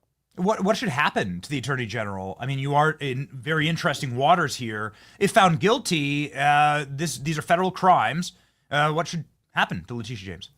Well, maybe how about a fine of this $300 million like that was levied against President Trump? I mean, I don't know. I don't know what the statute actually says. I don't know if there's really strong evidence here. There must be, or the good folks at the Justice Department under Attorney General Bondi and Todd Blanche and Kash Patel at the FBI, there must be something here. They wouldn't be proceeding as they are. If it goes to trial and she's found guilty and what that entails and what kind of sentence, we'll have to wait and see. Mr. Chairman, you're the king of oversight in the House, and there's been quite a bit made over the last 24 hours by your colleague, James Comer, who says, no, there is no Jeffrey Epstein evidence. It's all been destroyed. Pam Bondi and Kash Patel out today saying, not only is there evidence, there's 10,000 plus tapes that we have in our possession. Wow. And that we're going through them right now. Now, you've been searching for these documents. You've been searching through the federal intel agencies for documents for decades now. Have you heard anything about this? Can you give us any update? No, I don't know. I leave that totally with, I look, what I do know is that it's night and day between what we had under Garland and Wray, what we now have under Attorney General Bondi and Kash Patel. We've asked for, we did subpoenas on other issues to Kash 6, 8, 10 weeks ago. The response we got, again, night and day. So I know they're doing a good job. I leave it up to them how they handle this issue and other issues, because I have complete faith and trust in them. And I've seen what they've done thus far and the attitude and the action that they've had.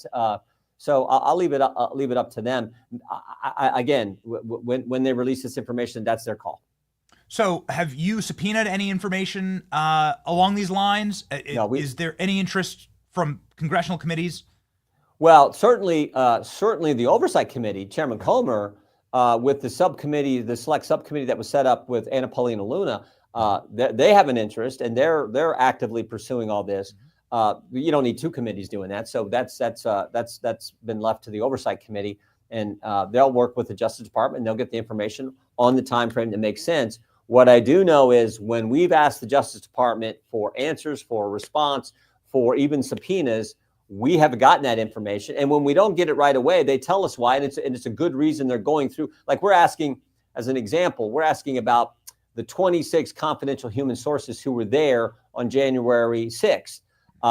17 went in restricted space, 4 went in the Capitol, 2 were asked to be there that day by the FBI. None of them had authorization to enter the Capitol. So we got all kinds of questions. They're getting it, they're putting that information together, getting it to us, keeping us informed as they go. So they're working with us, and I assume they're doing the same on this issue with Chairman Comer. That's shocking to me, Mr. Chairman. So you're telling me that FBI agents were not allowed to be inside of the United States Capitol, or to as not authorized, and what we've seen in some of the body cam footage, which I'm sure we've seen less than 1% of all that's available, is that there were undercover agents working for the Metropolitan Police that were encouraging people to commit crimes, encouraging them to go into the Capitol, opening up doors and telling them to go into the Capitol building. Are we going to get more reporting on what actually happened on the day of January 6th? I want to know how much these guys were paid, how long they've been on the payroll. Were they really the good confidential human sources? What were they told to do that day? The 2 you specifically asked to be there that day who went in the Capitol. Were they the first to go in the Capitol? Did they go through the Capitol through a door, through a broken window? What were they saying? I want to know all that information, because I think that sets a context and a framework for how we evaluate what took place on that day. And so and the fact that we didn't have this information a year ago in the last Congress, the Inspector General had this information, waited until after the election before it was made public. This is based on his report. So we got a lot of questions we want answers to, and that's what we're asking. And the Kash Patel FBI is working with us. We know that wouldn't happen with Chris. It didn't happen with Chris Wray.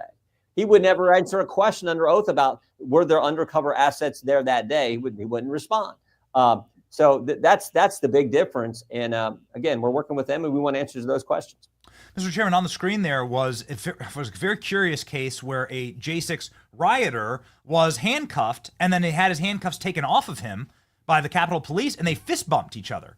And that's always been very curious to us, this footage. And it was first revealed by Tucker Carlson, and we can't quite figure out what's going on here. Can you please expound upon what you think's happening here? And then can you tie that into the strangeness of the pipe bomber, that for the life of us, we still can't figure out why the FBI has zero interest in finding the pipe bomber.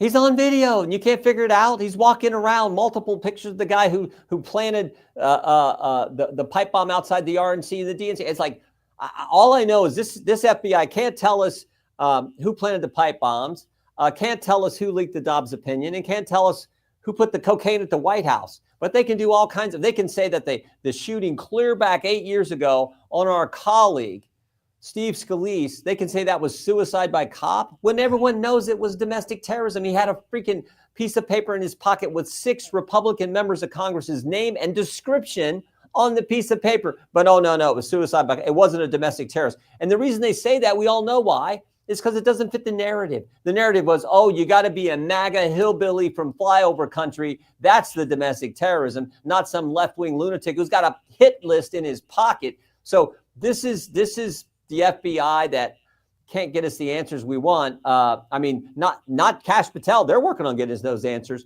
but the previous FBI just couldn't do those things because they were too busy saying pro-life Catholics were extremists and moms and dads at school board meetings need to be investigated.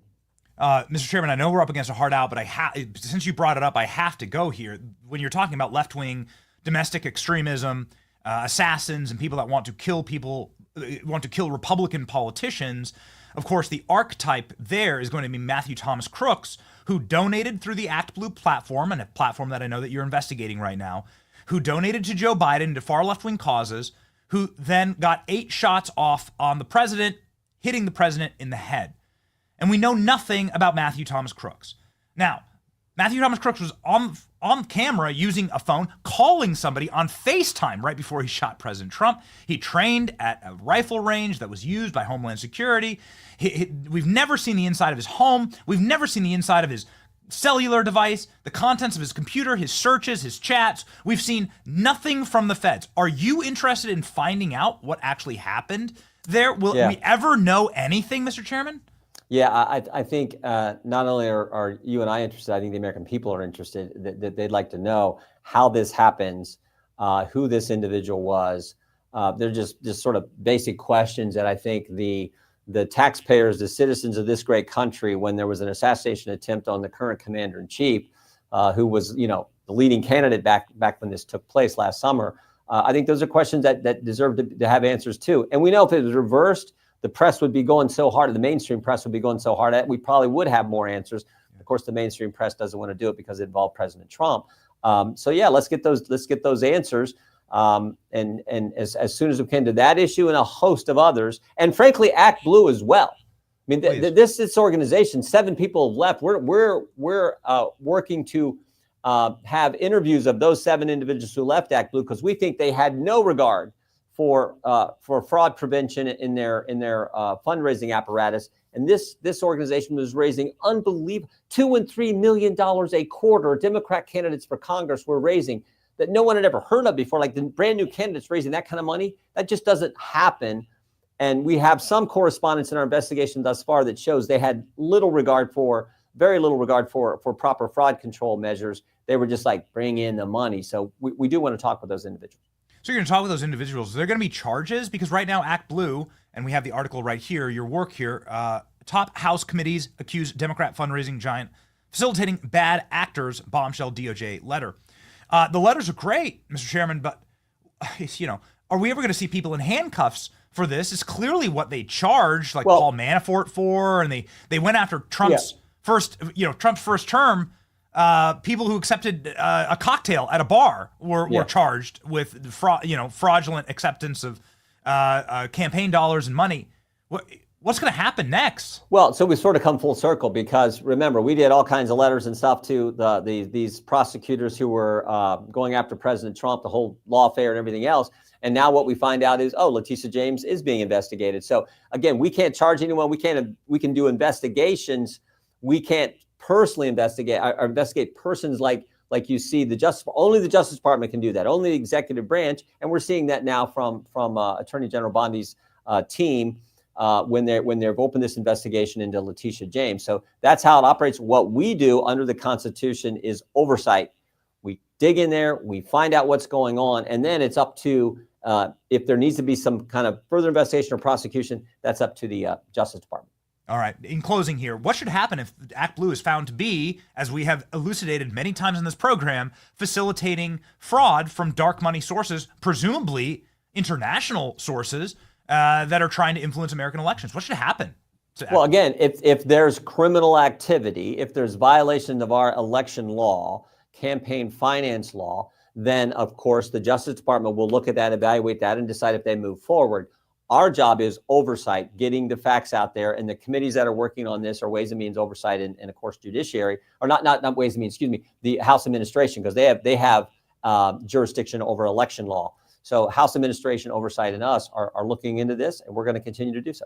All right. Thank you, Mr. Chairman. Bo Nickel had a rough go at the UFC. I'm not sure if you saw that, but the knee to the head was tough, wasn't it? Man. We had it's obligated in our contract with Chairman Jordan that we must ask a wrestling question. So this is us fulfilling our. We have no contract, but yes, we have to. Did you see that? And your thoughts? I haven't been able to watch the full fight yet because I didn't get. On Saturday I didn't watch it. I've seen just the highlights where he went down. I'm like, oh my goodness. So I do want to watch it. I tried to find it the other day, but I haven't. I will do that. All right. Wyatt Henderson now has his photo in the White House, which I think is pretty neat. I saw that. Funny. That's funny you said. I saw that the other day. I thought that. Well, no, I saw another athlete who was getting picked. Another wrestler. I didn't see Wyatt, but I saw another athlete from the Big Ten or from the NCAA tournament who was a picture with the president. There we go. All right. Thank you, Mr. Chairman. Godspeed.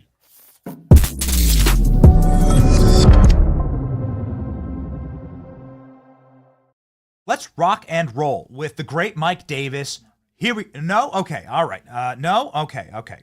Mike Davis, ladies and gentlemen, producers, be rowdy with me. We have a lineup here that is wild. So President Trump was live in the Oval Office. We have a rock and roll lineup. Chairman Jordan, Senator Josh Hawley, Mike Davis, and Julie Kelly. We are going to cover all of our bases today. There's so much going on right now. When you are making sure that you are locked into the news cycle, when there's a news cycle like this, you got to make sure that you are locked in by using Patriot Mobile. Patriot Mobile is the device that keeps us ready to go, that keeps us ready for news cycles like this.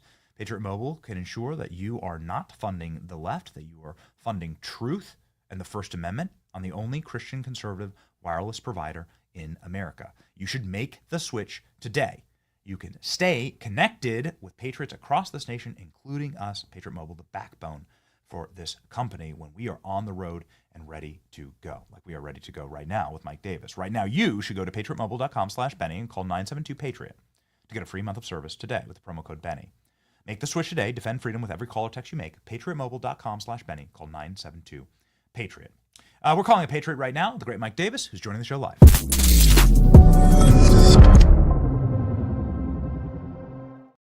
Oh, Mike. It just so happens that minutes before you've joined our program here, Leticia James officially announced, investigated by the FBI. They've opened an investigation into what we lovingly call Big Tish on this program. Mike, I just want to say that we're thankful for you because you announced this audience that this would be happening maybe 4 months ago. And you remain the most right guest we've had on this program consistently. Thank you, Ben. I would say to Big Tish, lawyer up because nobody's above the law. And there's pretty damning evidence that you lied on your mortgage application for your Virginia home. You said that was your primary residence. Which is clearly a lie because you are the New York Attorney General. And as the New York Attorney General, you are required by New York statute to have your primary residence in the state of New York. So you have a lot of explaining to do in the Eastern District of Virginia when they indict your fat ass and they drag you down and make you sit through a federal trial. And This couldn't be better for me because remember, this is the same Big Tish who went after President Trump and tried to bankrupt him for civil fraud, for the nod fraud of President Trump paying back sophisticated Wall Street banks on time, in full, as agreed, with interest. And Big Tish went to that nut job New York judge, Arthur Engeron, and tried to say that Trump somehow duped these sophisticated Wall Street banks, even though the contracts require they do their own due diligence, so they couldn't be duped. But their theory was that Mar-a-Lago was worth that was only worth $18 million because the tax assessor said it was worth $18 million. And as we've said for a long time on this show, Ben, a tennis court at Mar-a-Lago is worth more than $18. This is the most prime real estate in the world. It's in Palm Beach, Florida. It's 20 acres of land. It's the most unique property in the world. It's the only property, I believe, that touches both the Atlantic Ocean and the intra-coastal waterway. It's worth at least $500 million and probably north of $1 billion. So, but Big Tish has said that nobody's above the law. She campaigned on getting Trump, and she's going to get hoisted by her own petard here. And that's a very strong petard if it can lift her fat ass. Mike, Big Tish has responded to you, actually. It seems like your appearances on this program, Mike, have really gotten under her skin, which is quite an accomplishment. We have a brand new video out from this morning of Big Tish. She doesn't seem to be doing well. I just want to play you a few seconds of it. Let's go. And you want me to sit in my seat and stand idly by and allow this craziness to happen? You can come after me if you want, but you elected me to stand up. You elected me to use the law. You elected me to go to court. You elected me to continue to challenge this administration. All right, enough. Mike, your retort here, again, she doesn't seem of sound mind. It seems like she's breaking. My assessment of this, and we watch a lot of clips on this program, is that she's not doing well. Yeah, I mean, I would say that she's either not doing well, or it could be this very wealthy and sophisticated woman is going ghetto to play to the jury pool, right? This is what they do. They go to their black churches and pretend like they're the victim of persecution. This is all racism. I would say that I'm very happy that President Trump is going to reopen Alcatraz because we could put Big Tish on Alcatraz and maybe we could plant hay and just let her go graze around Alcatraz. And so it would be a perfect place for her. She has a thick skin like an elephant. And I'm very excited for justice to come here. I'm very excited that the FBI's opened this probe. Thank you to Kash Patel and Dan Bongino if they had anything to do with this. But justice is coming, because think about if justice did not come here. If you have this very wealthy woman lying on a mortgage application and getting away with it, that seems like that wouldn't be a very effective deterrent for a lot of people who are applying for these home loans and lying on their applications. And so nobody's above the law, and Big Tish needs to be made an example out of, and she needs to go to jail. Like, he tried to ruin President Trump, and man, it's just boomerang back on her. Mike, I want to very quickly stop here at a post that you made this morning about John Roberts. Speaking of a boomerang, John Roberts was appointed Chief Justice by a Republican administration. Many of us at the time, being dreamy-eyed, I think nascent observers, thought that this would cement a conservative court. But it has done the exact opposite. And you write a message here to Judge Roberts saying that when a federal judge illegally opens his courtroom on a Saturday, exposing an ongoing military operation endangers American allied lives, it's impeachable. Impeachment is a political question. Zip it. So this is I assume, in contrast with what John Roberts said this past weekend, which is that it's his job to check the excesses of President Trump. And he said that at a forum. Now we've learned a lot about John Roberts and his connections with Norm Eisen, who's plowed so much money into putting Trump in prison. And we've seen some stunning rulings out of the Supreme Court. Your message to John Roberts, perhaps you could just pick it up from this tweet.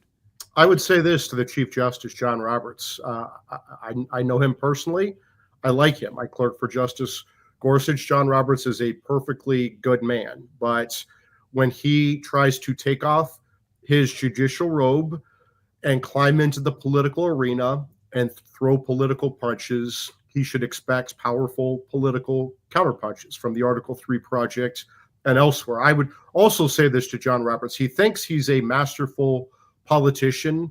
Number one, that's not his job. And number two, if it were his job, he is terrible at it. He is a terrible politician. Judges are terrible politicians. They don't like to hear that because they think that they're good at everything because they have a bunch of sycophants around them all day with law clerks and secretaries, and particularly at the Supreme Court. I've seen it myself, but these judges are terrible politicians. They wear robes, not capes. Their job is to decide cases and controversies of the parties properly before them with redressable claims. That's their Article 3 power, right? It's not to wear capes. They're not narcissistic superheroes in capes who think it's their job to fly around and right every perceived wrong. They're mere mortals. They're mere judges. They have a crucial job, but it's a very limited job under our constitutional order. And their job is certainly not to hold political rallies in Buffalo and tell their 600-person political rally that they're the political counterweight to the president of the United States. That he's going to lose that fight, I promise you. Mike, I can't believe this, and this has never happened with a guest, but you are on live during two massive breaking news moments that directly cross paths with what you do professionally at the Article 3 Project. Trump announcing that Ed Martin, he will be dropping that nomination. That's a nomination that we were going to spend the entire show fighting for. We know Ed Martin, and we think that he's done an incredible job, even in his short tenure as the federal D.C. prosecutor for the District of Columbia. Your thoughts on this? Trump saying that he wants to bring him potentially into the DOJ in some capacity, and that he's going to have a new announcement. Did you know about this, Mike? And what's your takeaway here? I have many discussions with the president, and I'm not going to talk about those discussions on your show. Ed Martin is a very good man. He is a close friend of mine. We fought very hard at the Article 3 Project to get him confirmed. We have Republicans in the Senate who were not going to vote for him, right? And I think that they were very dug in about this. I think that we have some weak sisters among our Senate Republicans, and they're not willing to fight like Democrats are. Remember, Rachel Rawlings was the Boston U.S. Attorney for Biden.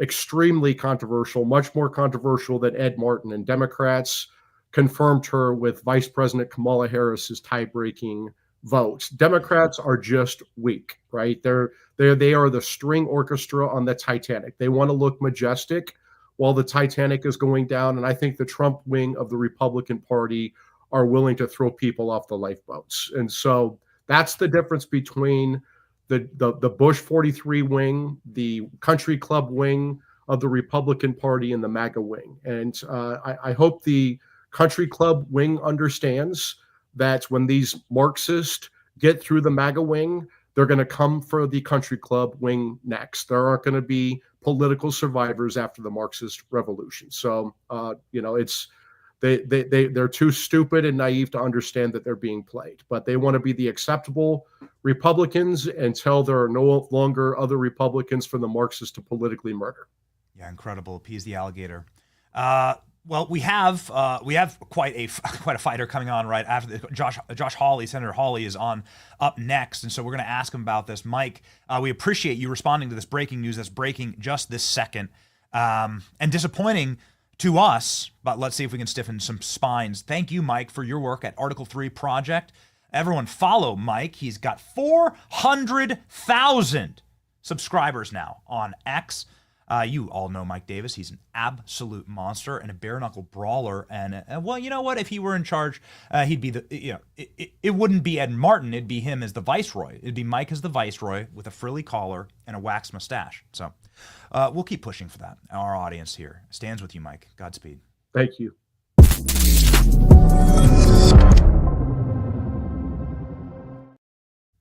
Joining us now on the program for the first time, and we're honored to have him, is the great senator from Missouri, Senator Josh Hawley.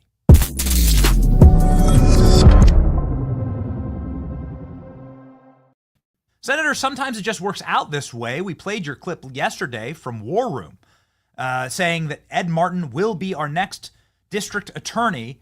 And seconds ago, President Trump pulled his nomination in part because he could not get the support inside of the Senate. And so the floor is yours, Senator, your reaction to this news. Well, first of all, thank you for having me on. It's a tremendous pleasure to be on the show.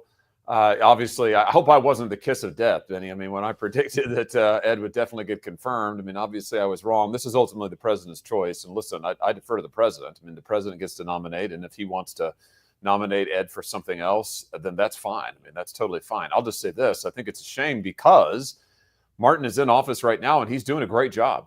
I mean, the president said this yesterday, I believe. Crime is down in the District of Columbia by 25%. That's a huge number. And it is much needed because the district is one of the most unsafe places on earth.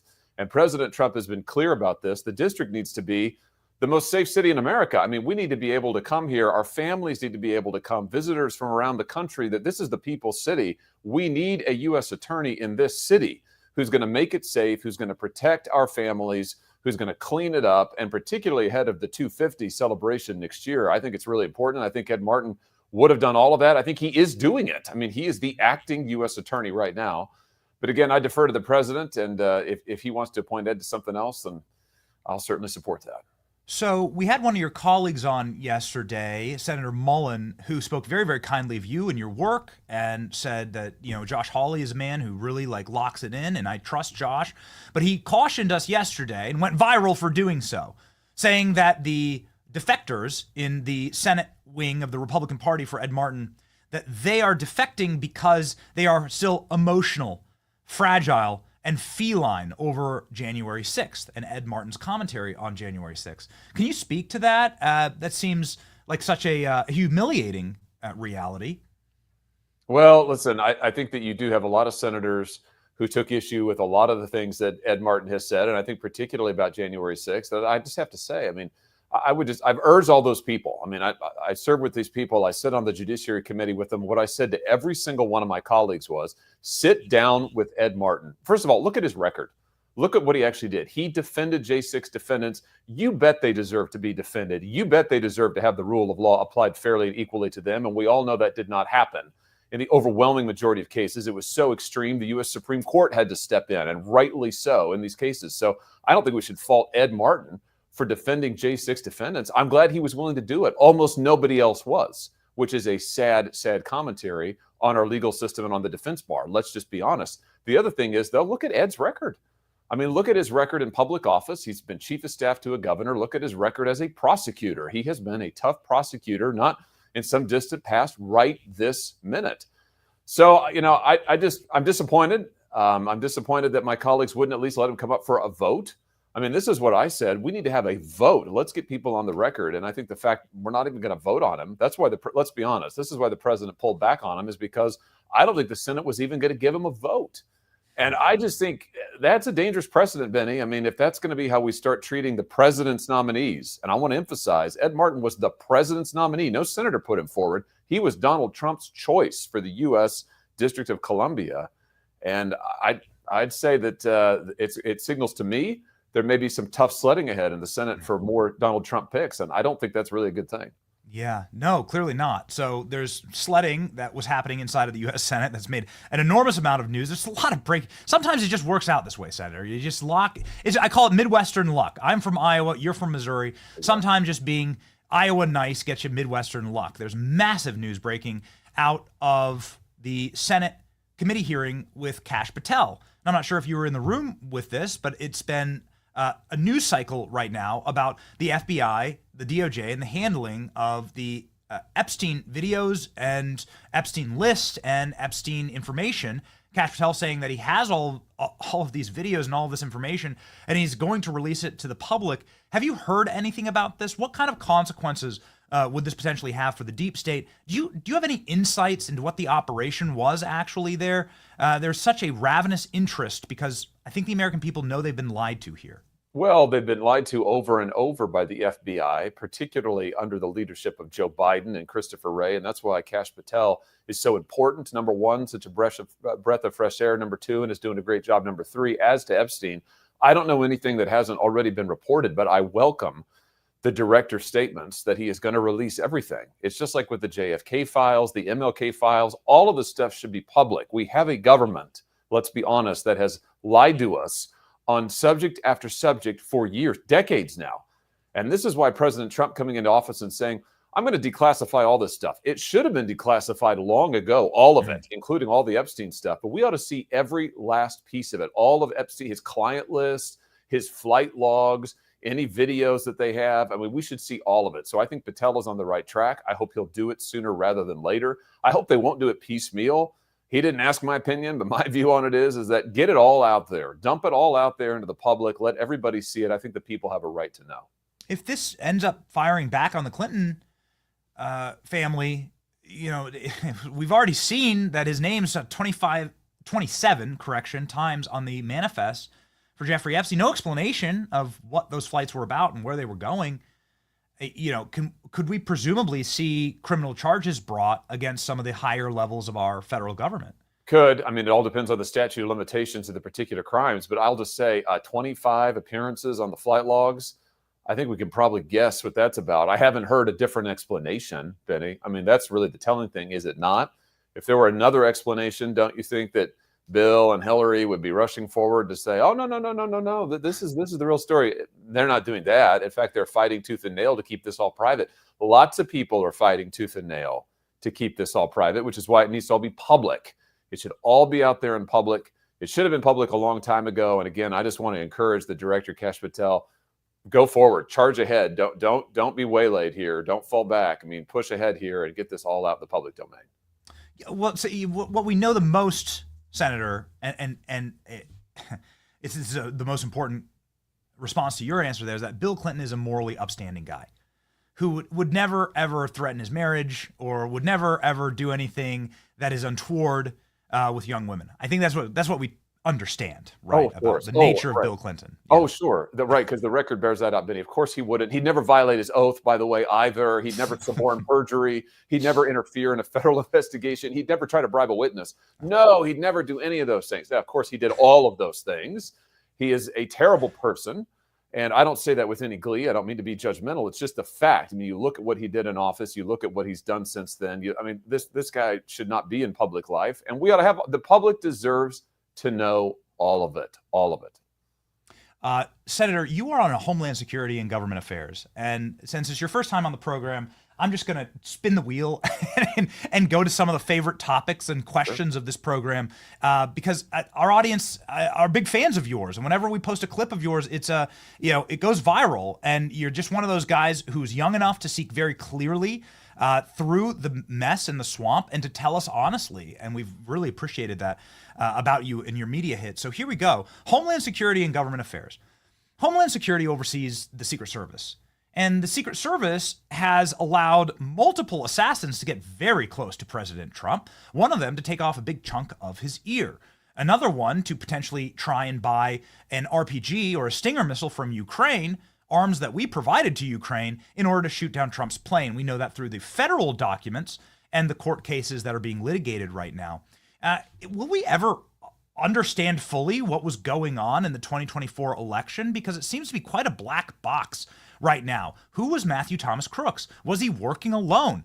How was Ryan Ralph able to nearly get munitions from Ukraine, military arms, to kill Donald Trump? He came within 100 feet of getting Donald Trump with a Russian-made rifle.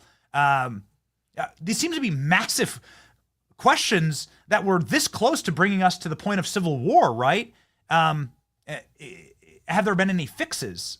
Can you maybe give us a briefing on what's going on when it comes to the Trump assassination? Well, yeah, absolutely. Here's what I can tell you. You're right to call it a black box. And this is when you talk about the need for reform at the FBI and reform at the Secret Service, this is Exhibit A. And I can speak to this personally because as a member of the Homeland Security Committee, I went myself to Butler shortly after the assassination attempt. I went to go gather facts, to go see it myself on the ground. Do you know I was only there for half an hour before FBI agents came onto the property and ordered me to leave? And I said, wait a minute. Yeah, I'm a member of the United States Senate. I'm on the Homeland Security Committee. I have an oversight responsibility. I want to know what the heck happened. We're conducting an investigation. I'm here to do that. I brought a team with me. The FBI actually tried to kick me off the property. Why? Because they didn't want anybody seeing firsthand information, gathering information. And this is just days after the assassination attempt, Benny. Even then, They wanted to control 100% the information flow. What happened in the days and weeks since? The FBI refused to cooperate with our investigation on the Homeland Security Committee. The Secret Service refused to cooperate. Between the two of them, those agencies interviewed internally, they told us, over 100 people, and they had thousands of documents. They refused to turn over almost all of it to Congress, any of it, even to Democrats, Democrat, Republican. They wouldn't give it to anybody. Now, what does that tell you? It's back to that same old pattern. They don't want the public to know the truth. We need to get the truth. And this is something else I hope Kash Patel can do. I hope the new Secret Service director can do. A, we need to clean house at both of those agencies. B, we've got to get the truth on what was going on. I had so many whistleblowers come forward to me, Benny. I bet over a dozen. In fact, we issued an entire whistleblower report with nothing but whistleblowers who had come to me into my office personally and told us all of this information about what was being withheld, told us that when it came to the second attempt, for instance, the FBI and the Secret Service didn't follow any of their protocols on sweeping the perimeter. I mean, what is going on at these agencies? And I have to say, the stonewalling really has still continued. There needs to be serious answers. I don't think we're close to knowing yet, because I think the stonewalling has continued even to today, and that has got to stop.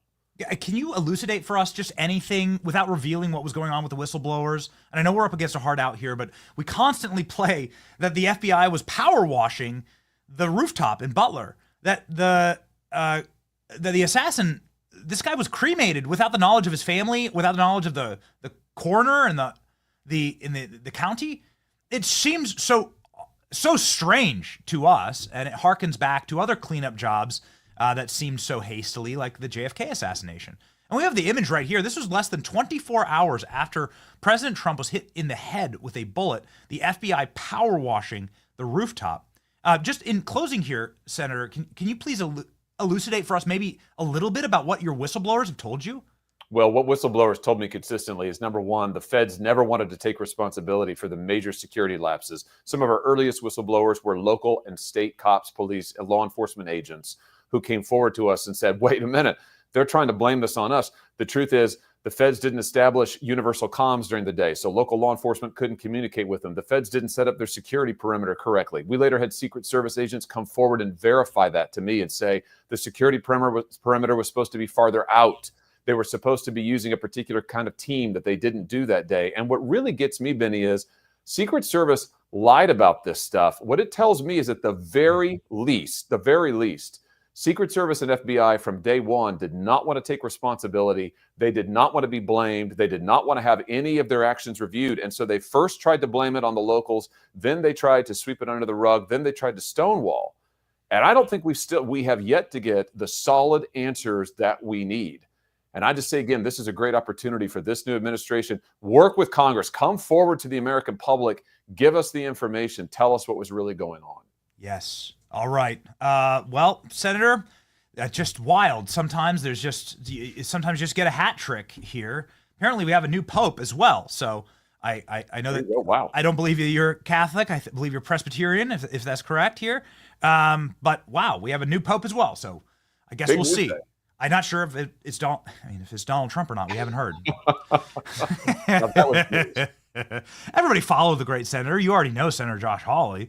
2.2 million patriots follow him. Make sure that we're fighting with the people who are fighting for us. Godspeed, Senator. Thank you so much. Thanks for having me.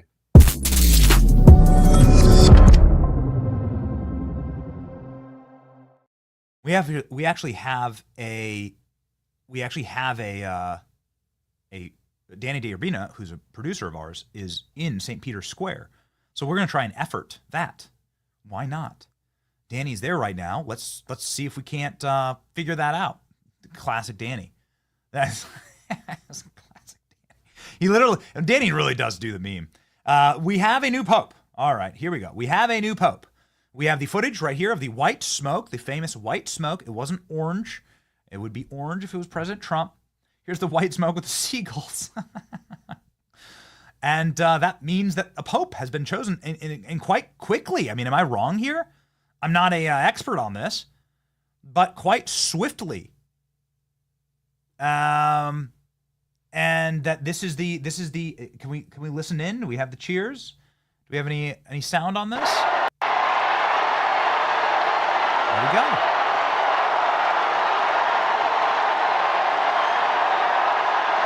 We have a new pope, and the crowds roar. Goodness, some days when you just glad you're live and glad we're live early. We're live an hour early. We needed it today, Killer Klein. All right.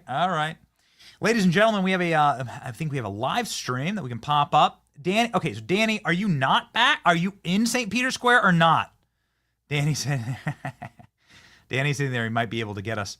Okay, Danny isn't there anymore. He was just there. All right, got it. Danny's seeing if he can't get us a priest. Here's live footage of St. Peter's Square, which is really a beautiful shot right now. Let's go ahead and look. We don't have any, as I've said before, I was not raised in a Catholic denomination. I have deep respect for the original church and the ancient Christian iconography. I was not a fan of Pope Francis, and I believe that he was very woke on many things, and used for political purposes that seat of St. Peter, and that's something that all Christians should disavow. This is not a seat about climate change or unlimited refugees. He was a Jesuit, which is a very left-wing tautology. And so our hope is that we get a pope that upholds the moral Western Christian traditions that have allowed for the flourishing of the name of Christ and the flourishing of Christianity throughout the world. And that is a good thing. And that is something that obviously built the Western world and all of Western civilization. And so it is still a very powerful seat, and it represents 2 billion Catholics around the globe. So, ladies and gentlemen, this again is live shot. That is why I believe that it is important. And I think that I am correct in saying that this is the longest serving office in human history, right? This is the longest serving contiguous office in human history and has profound effects.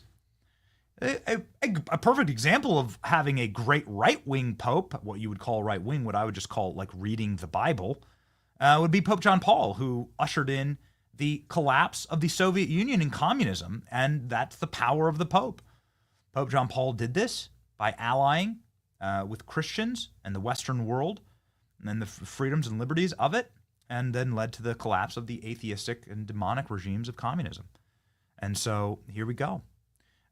Ladies and gentlemen, Julie Kelly was supposed to be on the show, but is not right now. My producers are telling me. So it's so we're going to effort Julie Kelly. Right now, we have no news about the Pope. I guess it's very interesting, ladies and gentlemen. Let's cut to this. Let's do this new Pope clip, and let us grab some new information. Oh, is Kevin there? See if we can grab Kevin. Is Kevin there in the square? Maybe we can get him on the show. Why not? Let's let her rip, right? Okay.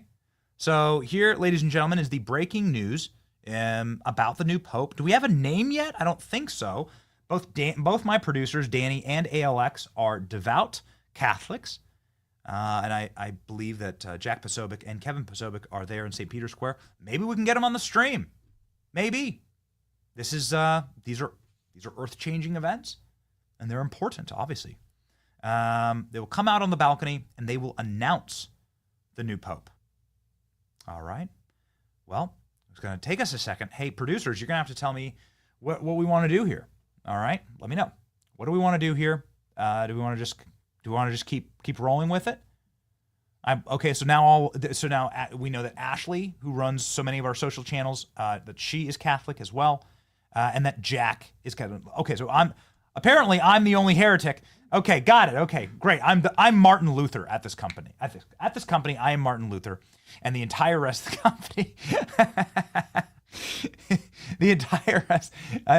That's it. I'm King Henry and the Church of England, and the entire all of the rest of Europe is Catholic. That's fine. All right, we'll fight. I love this. Here we go. Here's how Fox covered the breaking news. Let's go.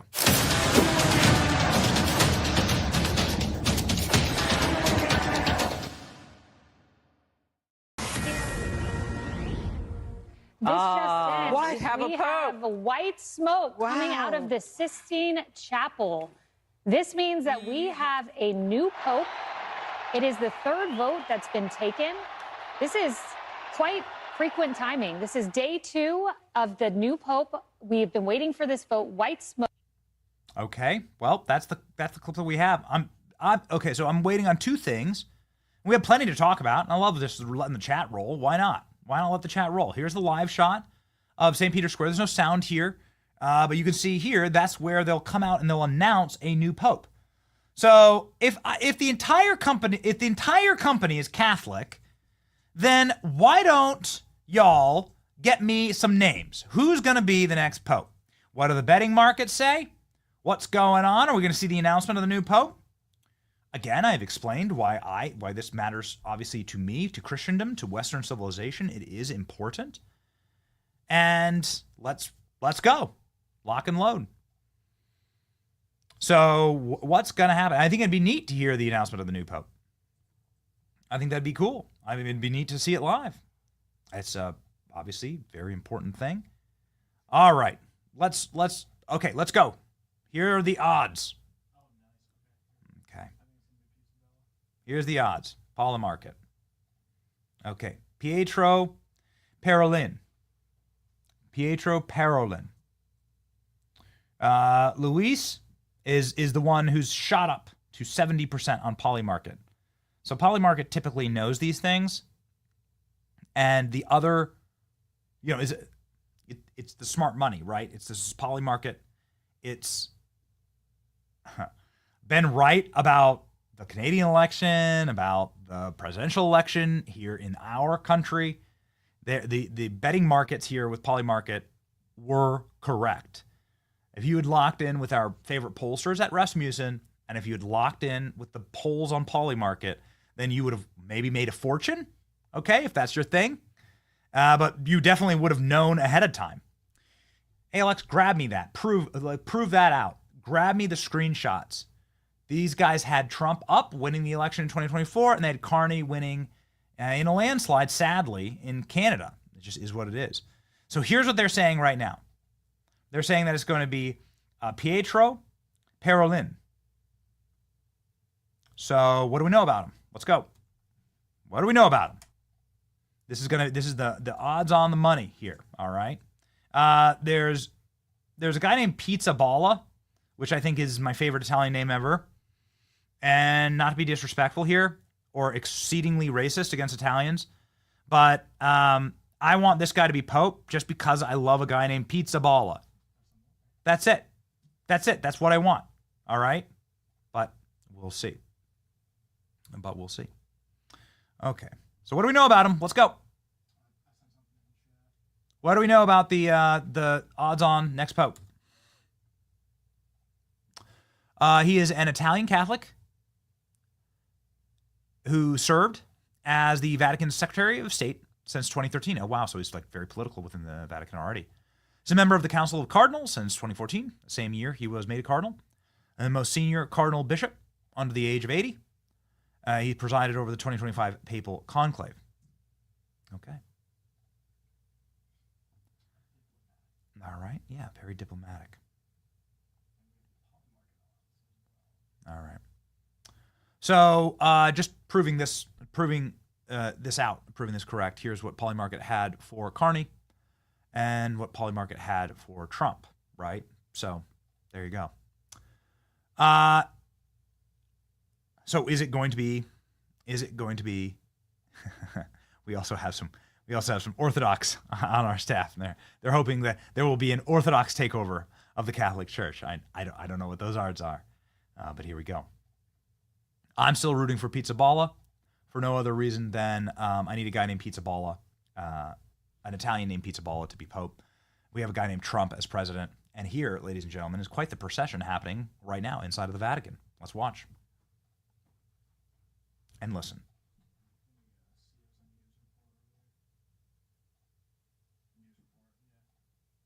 Yeah, let's listen. Uniform. Well, and it's special. It's special too because, these last more than 2 weeks, we've had the Swiss Guards present for certain things, but now they have a pope once again that they are protecting. That is their role, that is their mission, right? To be where the pope is and to protect him. And so this is extra special because now we see them coming out again to the piazza because we will have a pope. Yes. You know, I live with 21 other priests at a residence, and all of us work in the Curia. And we've been sharing at breakfast how hard it is in the morning when we're celebrating Mass, and there's always a prayer in the canon of the Mass for the Pope. And, you know, we now have to skip over that. And it's like your tongue doesn't stop, you know. So now we can pray once again for the Pope as well. Exactly. Well, our predecessor popes can pray for us as well. Exactly. Intercede in ways. Yes, that I'm sure of. We hope and Yes. pray No, for sure. So again, the bands here will be coming in and playing the anthems. Here this morning. The new Pope appears, just like almost the Urbi et Orbi on an Easter or Mhm. Christmas or solemn occasions. That's right.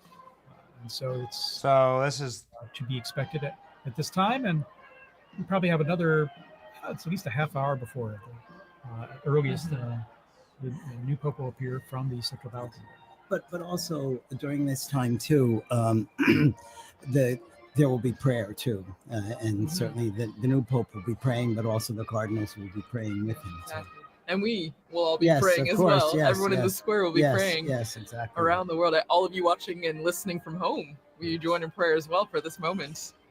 And You can be sure even the new Pope hears all this in the background because it's a lot of strong sound that's coming up there and then propagating up Right. into the areas there in the buildings and just outside the loggia there as well.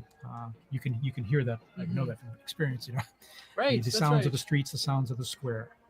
Well, and it must be a sign of, I mean, they must feel encouraged hearing the cheers, the music, because this is a big moment for anyone. And then to come out into the loggia and see thousands upon thousands of people.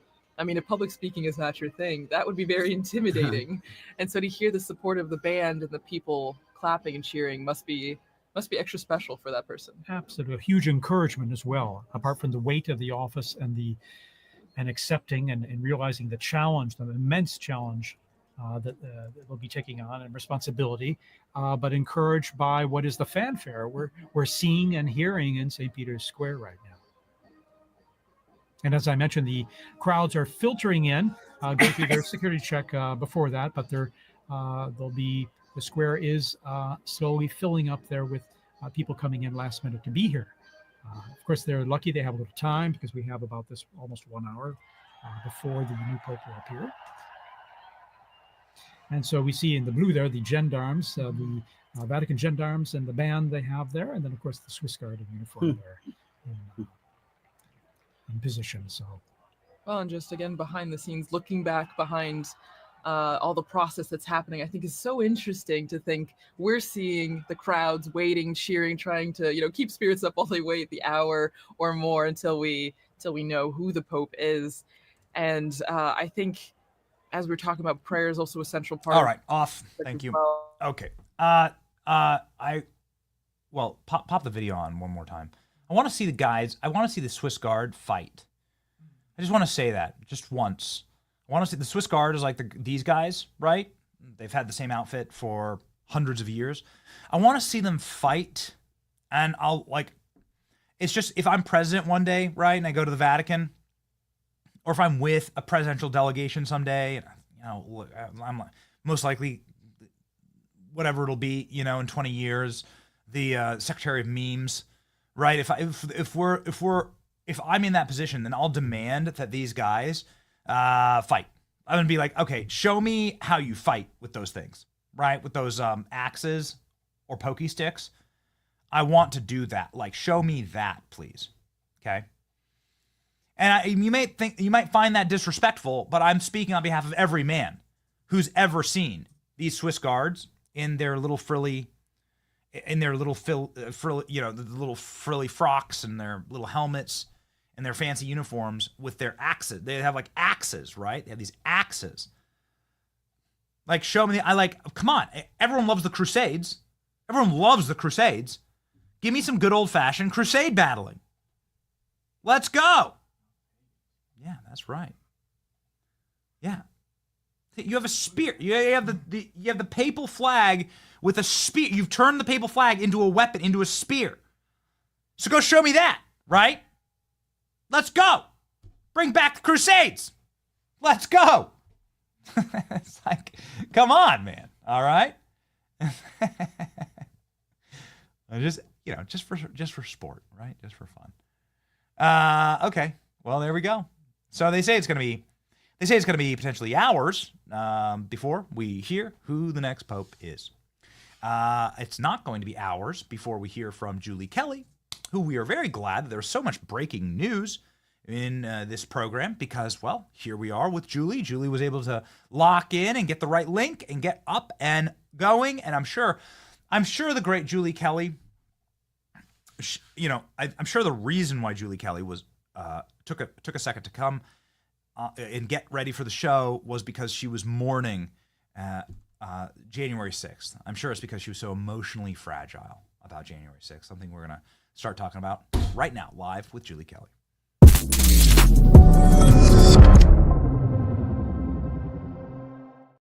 Julie, I don't mean to embarrass you here live on the stream, but I know how emotional you get over January 6th, how frightened you are. You haven't slept in years. No. Thinking about a guy in buffalo horns, yodeling, right? And unarmed grandmothers with 25-cent Walgreens. Oh my God, American please. flags. Benny, you have to stop. You have to stop. You are adding to my trauma, my emotional fragility over January 6th. It's only been 4.5 years. This could take decades for me to recover from watching Jacob Chansley and his horns and face paint talk to police officers. I can't. I'm sorry. I don't mean to trigger you. It's too late. Oh, it's too late. Okay. Well, there we go. All right. More nightmares tonight. My Thanks, apologies. Benny. Me and Tom Tillis, we're going to be in the fetal position. Let's crying about the Indiana Mimas taking selfies in the rotunda. It is remarkable. Jacob Chansley is such a sweetheart. We've interviewed him a couple times, met him a couple times. He's such a nice guy. He's like wouldn't harm a fly. And the fact that we have a senator on our show, Senator Mullen, we talked about this with Senator Hawley, who confirmed it, by the way, that the senators are curled up in fetal positions, weeping over their memories of January 6th, 5 years out from this unarmed, peaceful protest. And that's what was able to sink Ed Martin's nomination, which was just announced within the hour. Yes. What is the current state of Republicans in the Senate, please, Julie? I mean, just weak, cowardly, ineffective. And this news just now, and the president confirmed it in the Oval Office, that Ed Martin will not be confirmed as the DC U.S. attorney. The president indicating, I'm just watching this now, that he has another person in mind. So this is a scalp for the Democrats, for the weak-kneed Republicans like Tom Tillis and others who sank this nomination over January 6th. It's not that Ed Martin has not been effective. He's been very effective in combating crime in Washington, D.C., which his predecessor, Matthew Graves, did not do. And so this all has to do with January 6th, we're told, because Ed Martin was opening investigations into how his predecessor, Matthew Graves, prosecuted nearly 1,600 Americans for January 6th, including the unlawful 1512C2 obstruction, which Tom Tillis said on Tuesday was a heat of the moment bad decision rather than a systematic abuse of a corporate fraud statute to criminalize political dissent and turn Trump supporters into felons. So congratulations, Tom Tillis. You won for now. Very disappointed. Ed Martin doing terrific work from day one. And, we'll see who the president comes up with now. So here's the article. Traumatized Tillis could inflict fatal blow. And now we know that he did inflict a fatal blow. Is he compromised, Julie? This doesn't make any sense to me. No human man with any amount of testosterone in his body and bloodstream would ever behave like this or would see January 6th as anything other than what it truly was, which is a federal op against a movement that they wished to destroy and peaceful protesters they wished to imprison for life. What's happening here with Thom Tillis exactly? Well, in that interview, and I did post the entirety of that interview in my Substack piece, he basically defended the Biden DOJ for weaponizing the law against his own constituents. As I wrote, 49 North Carolina residents investigated, arrested, charged, prosecuted, some convicted for January 6th, including 11 North Carolinians who were convicted of that 1512C2 obstruction. I talked to a woman who's a former law enforcement official in North Carolina, no criminal record, was charged with obstruction, convicted by a DC jury, spent 8 months in a federal detention facility in Philadelphia over what the Supreme Court then overturned last June, the DOJ's unlawful use of that statute against J6ers. So it appeared to me, Benny, that Thom Tillis didn't even know about the use of 1512C2 before Ed Martin educated him and explained to him what the Supreme Court did. Then to suggest that anyone who went in the building that day should be prosecuted. Okay, is 1,600 Americans not enough for you, Thom Tillis? And then jumping to combat the Fedsurrection, which most MAGA people believe, obviously on our side, because there's plenty of evidence already, and Senate Republicans are trying to dig up even more evidence, Senators Grassley and Johnson. So why did he leap to that no one created this or incited it? Well, we have video and court documents and records that prove there were undercover agents and informants in that crowd. So this is part of the cover-up of January 6th. And shame on Republicans again, Penny, for not holding their own January 6th hearings, putting forward their own select committee with nighttime televised proceedings that the American people can see, which is why Thom Tillis can get away with his lies and now use those lies to end Ed Martin's service in the most powerful U.S. Attorney's office in the country. So you've excoriated and gutted, obviously, the humiliating and embarrassing actions here by Thom Tillis. I'm left with the question, why? What would the purpose of doing this be for Thom Tillis? He comes from a red state, a state that voted for President Trump in 3 elections, a state that had his own constituencies and probably his own voters tortured under the Biden regime. You'd think that if anybody has motivation to find justice for J6ers, it would be Thom Tillis. So does his balls fall off? Again, what's going on here exactly behind the scenes? Well, it's at the very least a huge abdication of Thom Tillis's duty and authority on the Senate Judiciary Committee to act as the oversight of the Department of Justice, which they did not do during the Biden regime.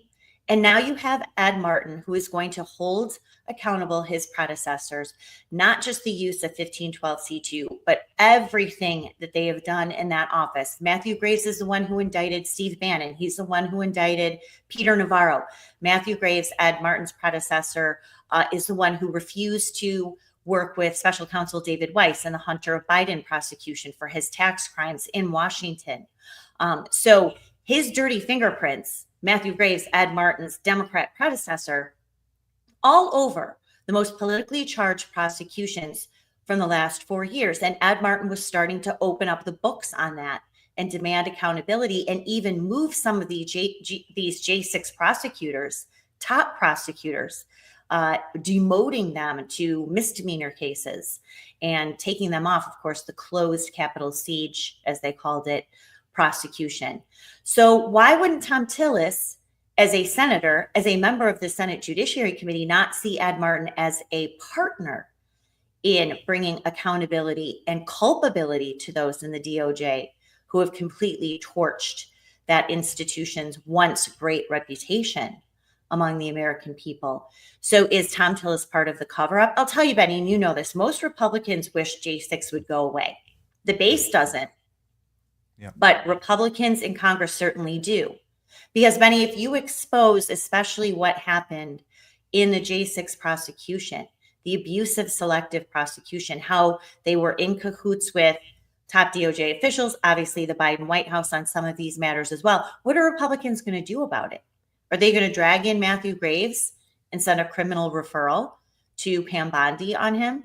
Are they going to send a criminal referral to Lisa Monaco or Biden White House officials who are in cahoots with the DOJ to bring these political prosecutions with the DC U.S. Attorney's Office? So is he compromised? I don't know. He just strikes me as very stupid. Tom Tillis, just very dumb. He's obviously woefully misinformed about the circumstances of January 6th and what happened to his own constituents. But he appears to be doing the dirty work for someone here. Wow. The dirty work for someone. I mean, yeah, it's like, it just makes absolutely no sense. And it makes the entire Republican conference in the Senate, which has done some laudable things with multiple tough Trump confirmations. They've gotten them all across the finish line. I don't care if it's by one vote. It doesn't matter to me. It's a victory. But the retreat on this, as Josh Hawley just said on the program, the retreat on this marks some very dangerous times for President Trump in the Senate right now, with a mutiny from his own side. Mm-hmm. It's, if he can't get Ed Martin, if they're able to peel off more than just like the last few remaining dying McConnell wing, then you're going to have a real rough road for MAGA in the Senate. And look, these are not Tom Tillis's constituents in North Carolina ringing up his phone in his, district offices and in Washington saying, we don't want Ed Martin. I mean, most people don't even know who Ed Martin is, right? This is really relegated to a Beltway issue. So it's not like this was an uprising in North Carolina against Ed Martin. Right. This is strictly a Beltway bureaucracy protection racket that Tom Tillis is leading. And now President Trump admitting he's going to have to find another nominee. Will that have to be Tom Tillis approved? Will we have to make sure that DC U.S. attorney is equally traumatized by the 4-hour protest 4.5 years ago on a Wednesday afternoon at a government building? I mean, will we have to find out what dark, dreary dreams this new nominee has about what happened that day? I mean, who in the world is going to be able to take Ed's place?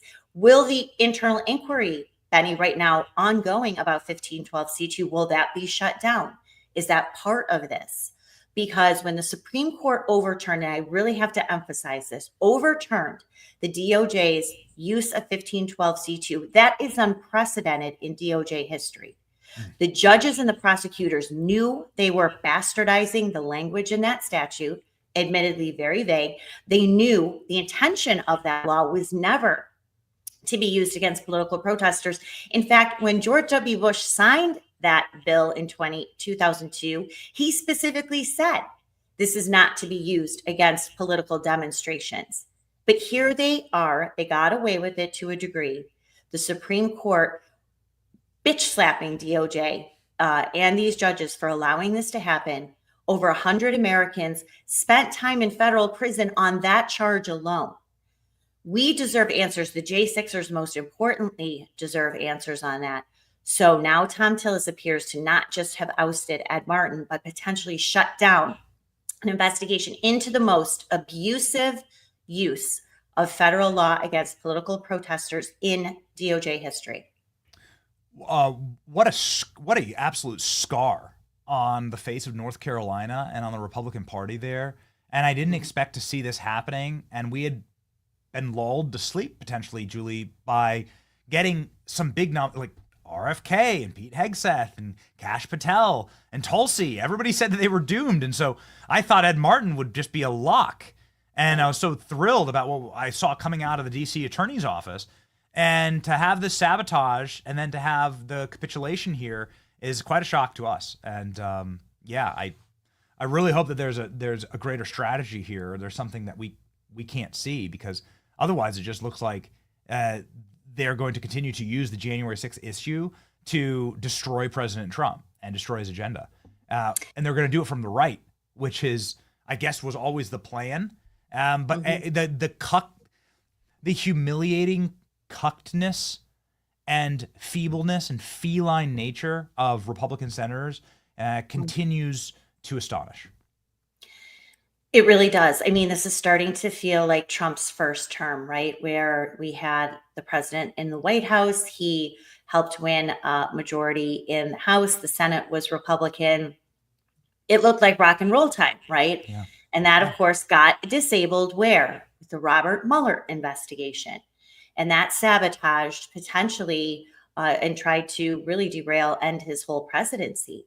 And there you go, as I posted as well, Tom Tillis protecting Robert Mueller's job back in 2017, while now getting rid of Ed Martin. So, there's so much hypocrisy surrounding this as well. But Republicans in Congress better get their act together, because what they have done now 4 months into power is not impressing the base whatsoever. The president almost single-handedly and his cabinet doing all of the heavy lifting on the big issues that we care about. And now allowing Tom Tillis and Lisa Murkowski and Susan Collins and all the others who threatened to not vote for Ed Martin, giving them a big win. This also gives the media a win, Benny. The media has targeted Ed Martin since the very beginning. His predecessor, Matthew Graves, got no media scrutiny over what he was doing in that office, aside from refusing to prosecute 67% of violent criminals who were brought to him by DC Metro Police, declining, as they call it, declination rate of 67%. That's the only coverage they got. Anything else he did, the media swooned over Matthew Graves, dragging Indiana Mimas into DC courtrooms before DC juries and getting quick convictions. But Ed Martin did not enjoy, of course, his predecessor's insular media coverage. And so this was not a mistake. This was the media, Democrats, senators like Tom Tillis and others. And there's a big reason why. And that is something else that we have to keep looking at. And I hope Ed Martin has some things to say once he leaves that office. I suspect that he will. We do have Ed Martin's first post since the announcement that his nomination has been withdrawn by the president. It goes like this: plot twist, and it's him as the Pope. It's bittersweet, Julie, because it proves that he was the right man for the job. If you're able to so elegantly roll through these news cycles like this, it proves that you were the right guy, right? It proves that you had the stomach for it, right? You had the iron for it all, and it makes me very angry. Well, I've known Ed for many years before January 6th. He's a very religious man, devout man. He actually just spoke my daughter's college at Ave Maria in Naples, Florida. So he's a very faithful man. So I'm sure he will take this in stride. And I hope the president finds somewhere else to put him, or Pam Bondi. I don't know, maybe a special counsel, special prosecutor. So I don't think his service in the Trump administration is over. Good. Okay. Well, maybe he can be the special Epstein prosecutor. So this is Julie, I know that we've talked a little bit about this, but it does seem to be a very fascinating ball game right now. Like, who's on first? Who has the Epstein documents? Who has all these videos? What's going on? James Comer was on our show 2 days ago, and he said there's no Epstein documents. They've all been deleted. They've all been gotten rid of. The deep state wouldn't allow smoldering evidence to be just sit in the back room, waiting for Pam Bondi and Cash to discover it. And then Pam Bondi come out with Cash Patel saying, no, we have tens of thousands of hours of tape. What's going on here? Do you think we'll ever expect to see like anything from this? And the reason why we do this style of ask these questions, that it keeps the heat up, keeps the friction up, and we might actually get a result, but I don't know. I mean, I just don't know. There's been a lot of mixed messaging on this since the very beginning. I will say, Benny, this is not on the top of my priority list of what I would like to see out of this DOJ in terms of records and documentation and communications. I, of course, want to see January 6th, more of the lawfare into the president, everything that went down in the decision-making and the execution of the Mar-a-Lago raid, the Whitmer Fednapping hoax, which of course preceded January 6th with a lot of the same elements. So I don't really know what's going on with the Epstein files, but it seems like the messaging should at least be running the same track. Yeah. And, you know, I'm sure there's a lot of sensitivities, as Pam Bondi said, protecting victims. But we want to make sure it's victims we're protecting and not influential people, which I highly doubt Attorney General Pam Bondi would be doing. But this is a wide-ranging case with a lot of moving parts that happened over decades. So I'm sure they're going to be very careful in terms of what they can release and what they can't. But I guarantee you, the American people, at least our side, regardless of what they put forward, are probably going to be disappointed. Yeah, I mean, at some point you have to sit there and rationally ask, like, will the deep state and will these intel operations allow there to be smoking gun evidence that's just sitting in a box waiting to be found by the wrong people? And you know, you do wonder about that. Okay, so what about something that happened just in recent history? You know, the January 6th pipe bomber. Like, we got the same answer. Jim Jordan's on the show, and we get the same answer that we get every single time, right? Which is, boy, I'd like to know. It's like, well, so would we. And nobody has come forward with anything declarative. Now, I know you know Cash very well, and I know that there's no way, and Pam, there's no, so the Epstein, so JFK documents, like, those were thrown into the river, right? They're at the bottom of the sea. Right. Epstein a lot of these crimes were 20 years old, and so who knows what could have happened with that. The January 6th pipe bombers still alive. And as far as we know, right? Like still like hanging out, like is at a Starbucks right now. And the person who planted the bombs on January 6th, the FBI agents who degraded the footage on January 6th, the people who lied to us about the pipe bomber, they're still hanging out inside the FBI as far as we know. So here we go. Here's a hot potato. What's going on with this? Well, look, my belief, and especially knowing Dan Bongino as I do, and how fixated he has been on the pipe bomber in his coverage and my interviews with him over the last few years, I'm sure this is a priority. But Benny, if there's anything that the Chris Wray FBI is going to hide under 10,000 layers of rock underneath the Hoover building, it is records related to the pipe bomber, because as my friend Darren Beatty has said for years, if you expose that was part of an inside job, if you expose that was an informant, it was an undercover agent, someone associated with the government, then the entire January 6th narrative completely unravels from there. So we know this was a Fedsurrection getting. Ladies and gentlemen, it's not your feed. It's Julie's feed that froze for just more and a more moment. information about there we go. That. Oh, see, anytime we talk about this, I swear to God, there's like some glitch. Yes, happens every single time. Every time. Chris Wray, I think Chris Wray is somewhere out in my neighborhood. You're with the black van with the satellites on top. Julie, you're back and you're crisp and you're live, and here we go. Yes. So anyway, if they were going to bury anything, it would be the files on the pipe bomber. But I don't, knowing also how tenacious Dan Bongino is and how committed he is to finding this out. You know, we were hoping we would know something by now, but my guess is it's going to be much more difficult and challenging to get the information related to the investigation. As you just pointed out, we were lied to about the footage. They doctored the footage. We've already demonstrated that. Stephen D'Antuono, who was head of the Washington FBI field office, lied to Congress, saying that one of the cell phone files, data collections that they got from a cell phone provider, had been destroyed or disrupted. The cell phone providers came back to Representative Barry Loudermilk and said, that's not true. We have all the files. If you want our data from January 5th and 6th, we have it. So there's just one cover up, one lie, one misrepresentation over another here. So they are, like I said, if there's anything that they lacked behind many locks and keys and threw away the keys and threw away the doors and everything else, it's about the J6 pipe bomber. But I still trust Dan Bongino and Kash Patel that they are not going to give up until they find something.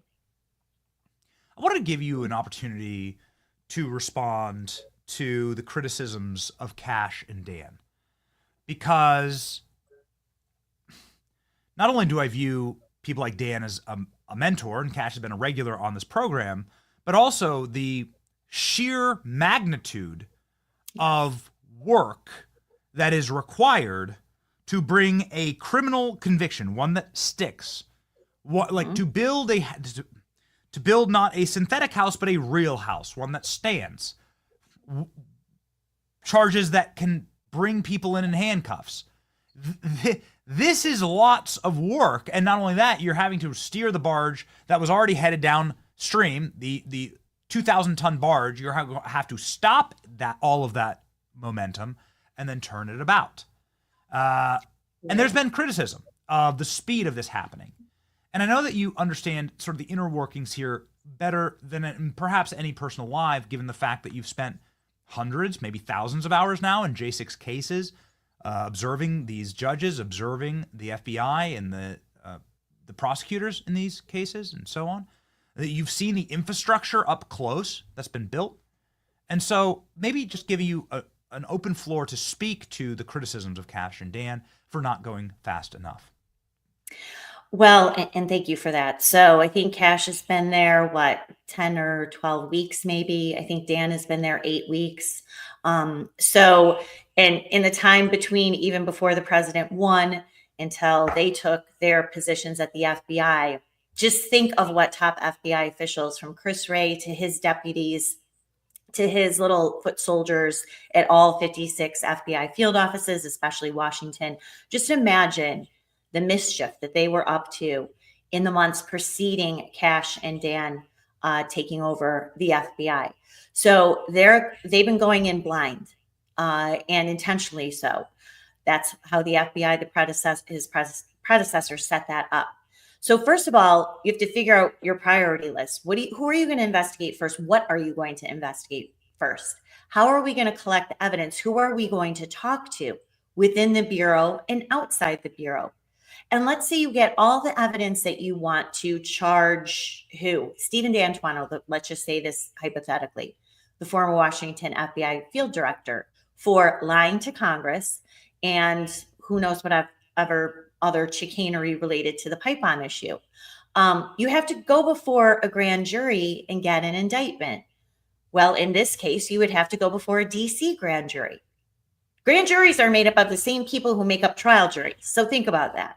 You've got almost 100% Democrats sitting on a grand jury who are going to determine whether to hand up an indictment that the Trump DOJ wants against former members of the Biden DOJ.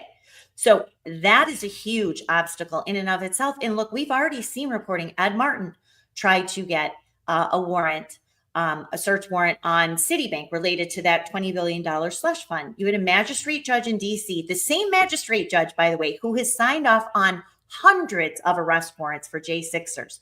She denied his request, saying, no, I need more information. This doesn't seem right. We shouldn't subpoena Citibank or send them a letter to halt the disbursement of this money. You had an article in the New York Times last week, top DOJ officials seeking an investigation into the pro-Hamas terror group on Columbia's campus. Not only were they thwarted by career DOJ employees and lawyers, 2 federal judges refused to allow the DOJ to move forward with a search warrant to find out the membership list and get data from Instagram on who that membership is, citing First Amendment concerns. And this is just what we already know publicly reported. Imagine what's going on behind the scenes. So maybe you go before a DC grand jury and you bring all the information and they refuse, they give you a no bill, meaning, no, we're not giving you the indictment. Well, then what? Do you go tell the American people that? Plus, if all these investigations are going to happen in Washington, DC, look at the judges that they have to deal with. Who oversees grand jury proceedings? The chief judge of the DC District Court. That would be Jeb Busford. You think he's going to give the Trump DOJ or FBI a fair shake in investigations into his own people? No. So this is just one angle of the formidable, almost overwhelming, daunting challenge that Cash and Dan, as well as Pam Bondi and her top DOJ officials, have in terms of creating and bringing forth any sort of criminal case against these former Democratic operatives. Goodness. All right. Well, I mean, Julie, I have to pivot to one final topic that's top of my news feed, and that's just chilling. Your breakdown there is it's depressing, frankly. Sorry. Boy, no, I mean, on some level, it's impressive how Democrats have been able to take this fake state that isn't even real and to stack all of their power up so high in that fake state. Washington, D.C. is a rat-infested cesspool. It shouldn't even exist. It's not a real place. I've lived there for 15 years. It's awful. One of the most mismanaged things. If it were a country, it'd be like Haiti in its atrocious mismanagement. The point is that they were able to see that as a vector of power, and they were able to stack so high the cards against us there that they can get whatever they want. They can rule in total fiefdom fashion. And so on some level, it's like the banality of it, the banality of the evil is almost impressive. Okay, so moving very quickly to the Supreme Court and to Norm Eisen and his strange relationship with John Roberts. And John Roberts getting sued right now, actually, over that relationship and over the his relationship with the executive by America First Legal. I'm not sure if you've examined that lawsuit. It made a lot of news, as has, if you really look at the relationship with John Roberts, I mean, he's vacationing for months with the guy who funded all of the lawfare against Donald Trump. That seems insane. And we have a Revolver News story on it right here. We wanted to get your take on it because you're sharp as a tack on these things, Julie. What are we to think of John Roberts and his stewardship of this court?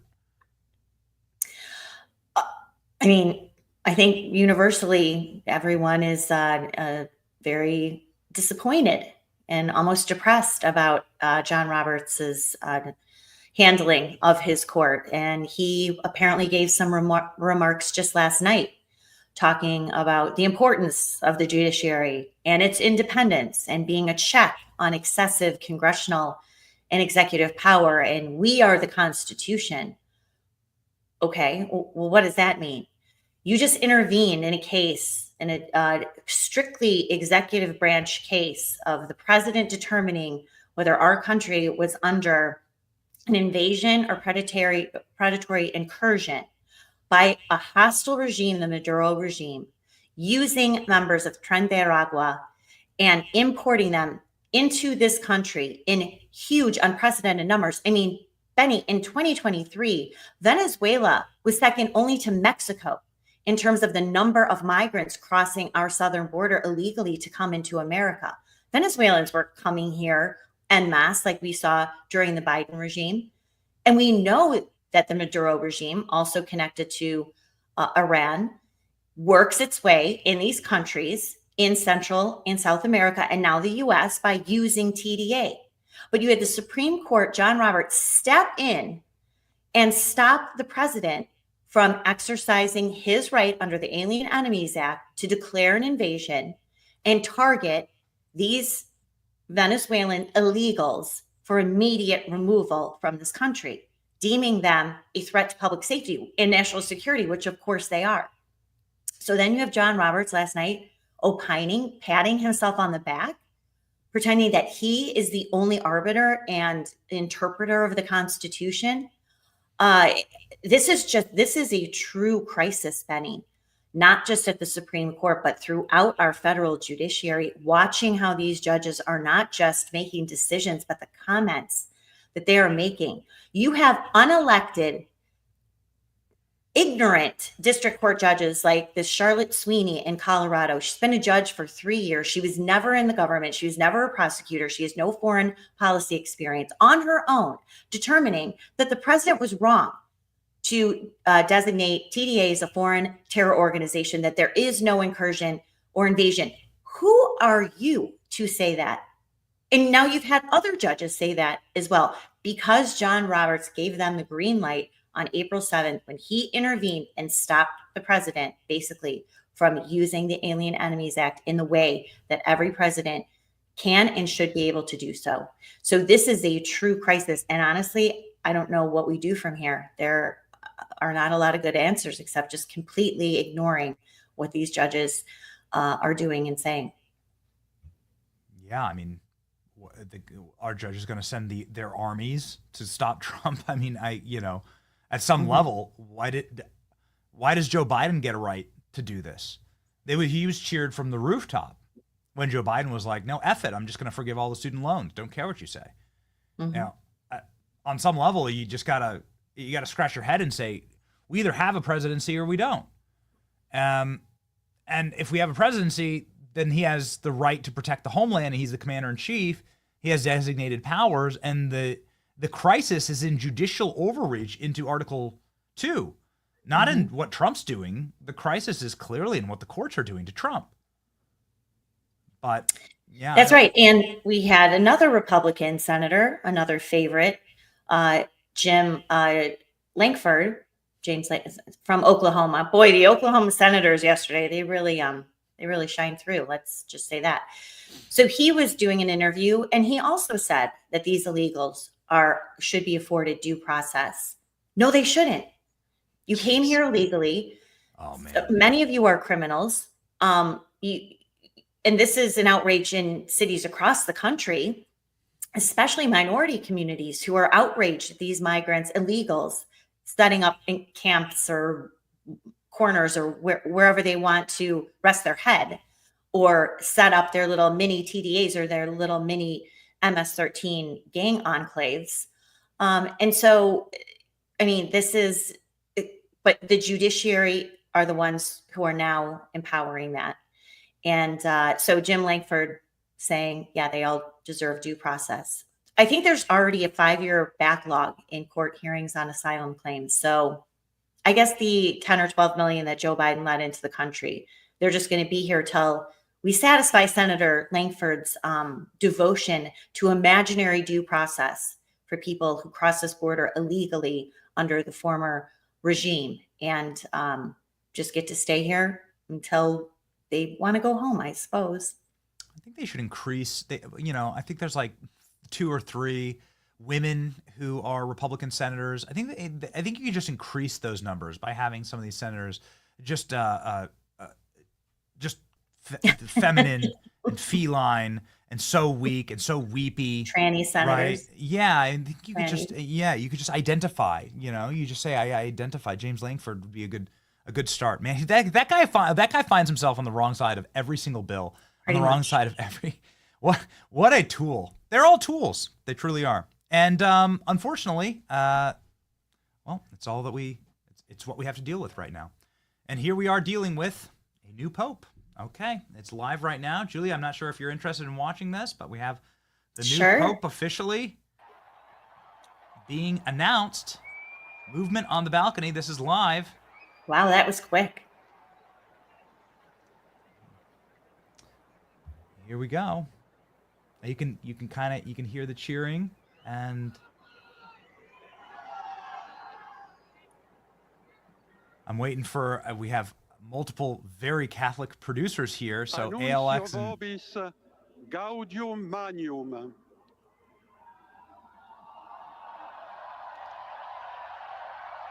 announcing Habemus Papam.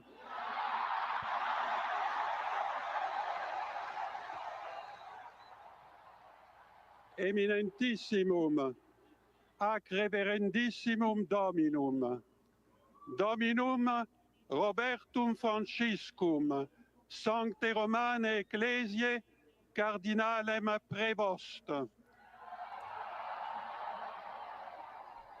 Qui sibi nomen imposuit, Leonem decimum quartum.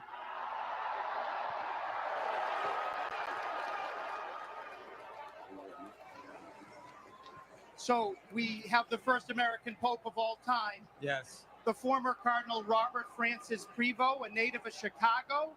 The former head of the dicastery for bishops is the 267th Peter, and he has chosen the name Leo the 14th, likely a result of trying to continue the Catholic Wait, Church's what? social teaching, which traces its We have an American Pope? The 13th Pope from 1878 And he's from Chicago. to Am I hearing that right?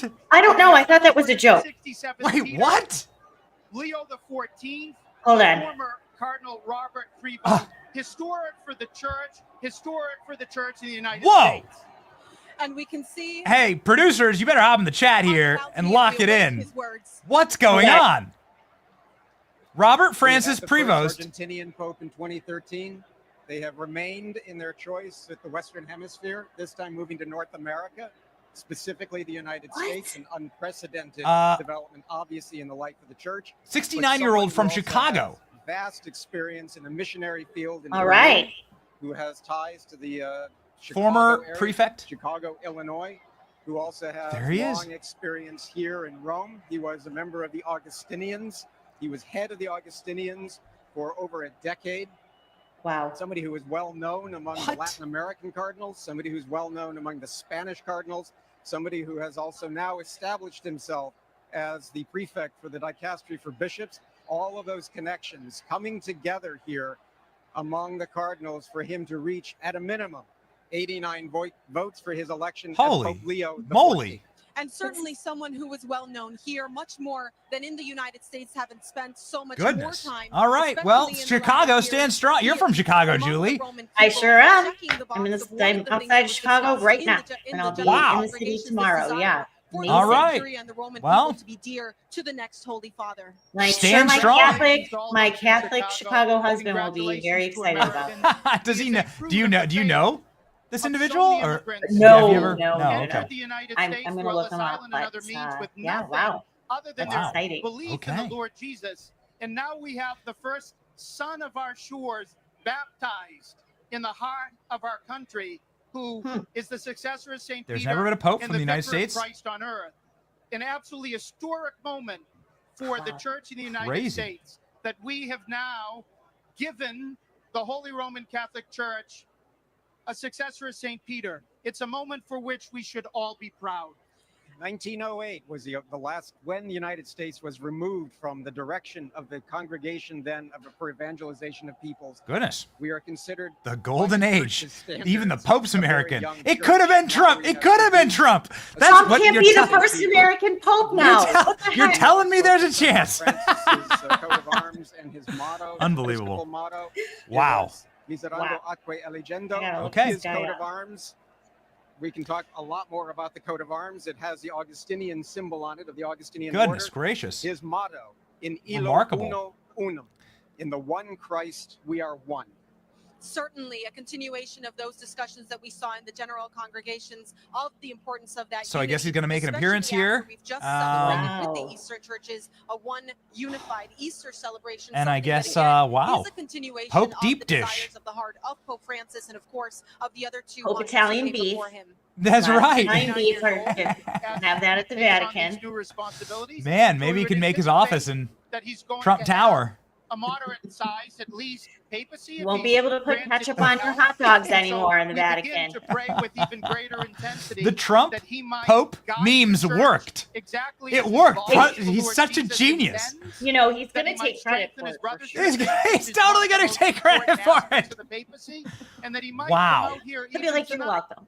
giving witness to the church's faith Wow. of Christ, the long-awaited Messiah, the Son of the living God. I the love Savior how- of the world, the light, the resurrection, the Holy Eucharist, so much more. That is his new We responsibility. have Now, one of the Alex and Danny are stories super about him. Catholics, and they We're gonna be hearing had a lot of stories. no We're gonna be clue digging much more who into this his guy life. was, that He this is guy was going to be the holder Pope. of a doctorate Way to in go. canon They're law patriots. from another They grad, love another America. alum They love from Catholicism, Pontifical and they University of St. had no Thomas clue. the Angelic, Look at that, the American that flag also right there. produced That Pope should have been St. you, John Paul Danny. II. Yes.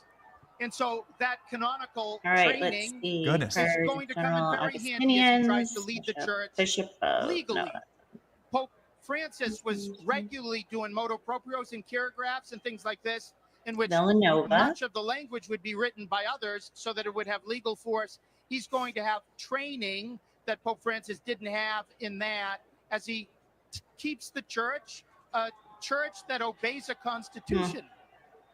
And he certainly has All right. a lot of experience that is, again, relevant. I keep coming back There to you this. go. He checked all of the boxes. His experience with canon law is Hey, significant. Ashley, He grab is some comments, will you? definitely a son of Chicago, but also a son of Julie, the we Angelicum we here appreciate in it. Rome. He would have studied You're here welcome to and been hang known out and to chill with them, and us. that's I going want to to be kind of like significant as well. hear But his and time see. in Are we gonna Peru hear the is comments? also Are we gonna really get like understanding yeah, we're that gonna he get has ties to Latin America, and we'll be able to bring we're gonna one get of the commentary, right? The Pope's gonna come out and like speak, right? citizenship of Catholics. So the first American Pope. Will he have a Chicago accent? This would be great. Right. This is Yeah. truly Right? momentous. So he was bishop Yes. there of the Diocese of Chiclayo. Okay. Again, we'll be Pop it talking up. a great deal more. His time in Peru is likely to be placed under great scrutiny. Got a lot of It Catholics in already the has audience over these that are last months, especially. very happy and about in the this. weeks leading up to and a lot this of Catholics in conclave. Chicago that are very Again, happy those about this. Chicago ties, the Chicago Yes. Theological Union, Goodness. where he For studied sure. initially for a master's degree in theology, came to Rome as a member of the Augustinians, received his extensive training with a licentiate and doctorate in canon law, then began service Wow. around the world. The Pope is the chief missionary in the church, and the fact that the former Cardinal Prevost, the new Pope Leo XIV, was a missionary shows how he is going to be able to lead that because he's had a missionary heart. I think, likewise, the fact that he was an Augustinian, raised in the Augustinian rule with a great love for St. Augustine, the huge convert Goodness.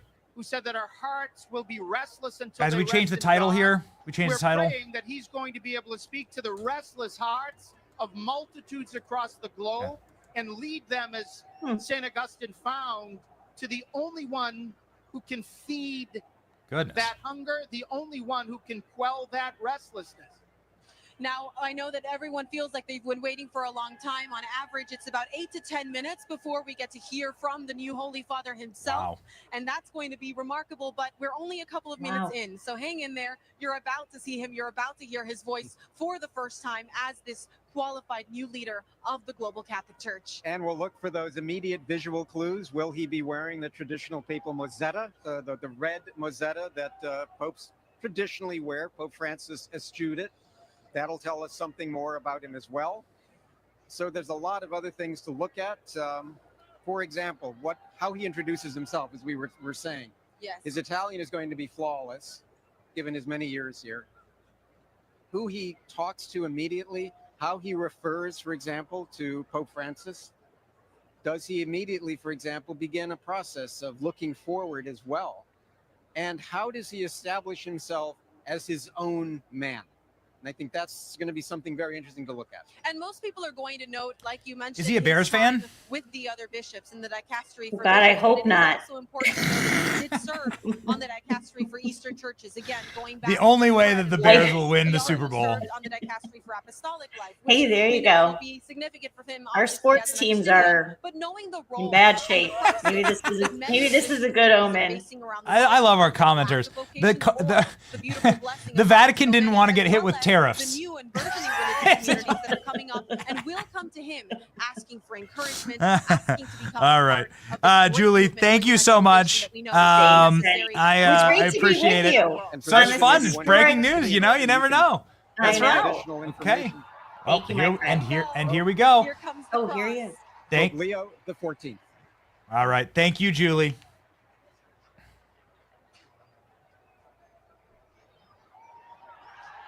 He is wearing the mozzetta and the stole.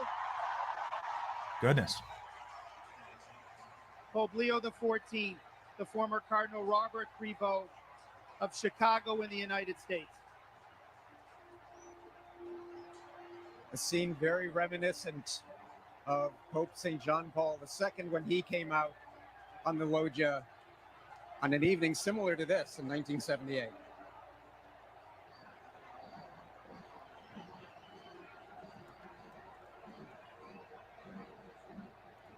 You can feel the emotion in the crowd. They barely know him, but they know who he is. And right now the band is playing. And after the band finishes, they will bring out a microphone for the new Holy Father to speak to all of us, as well as to impart his first blessing as the 267th Pope. For all those who have any religious objects who are watching live, that Urbi et Orbi blessing consecrates those religious objects.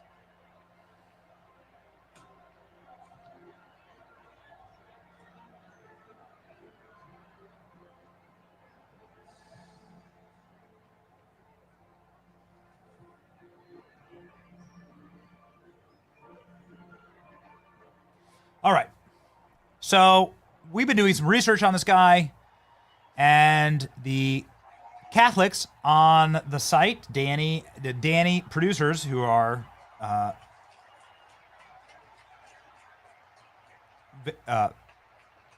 very traditionally Catholic. Do you go to Latin Mass, ALX or Danny? They say that he is of the left, that this new pope is of the left. But we'll see. I guess we'll see. It's hard to think of anybody more of the left than Pope Francis, but unfortunately, this man was not from the conservative wing of the party. But we'll see.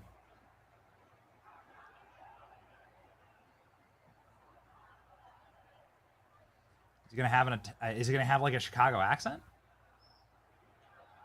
This is wild, man. Archbishop Ravelli on our right of the new Holy Father, Pope Leo XIV, gets out the words of the Urbi et Orbi blessing that he will pray in Latin. And notably, Cardinal Pietro Parolin, I believe, is to his left.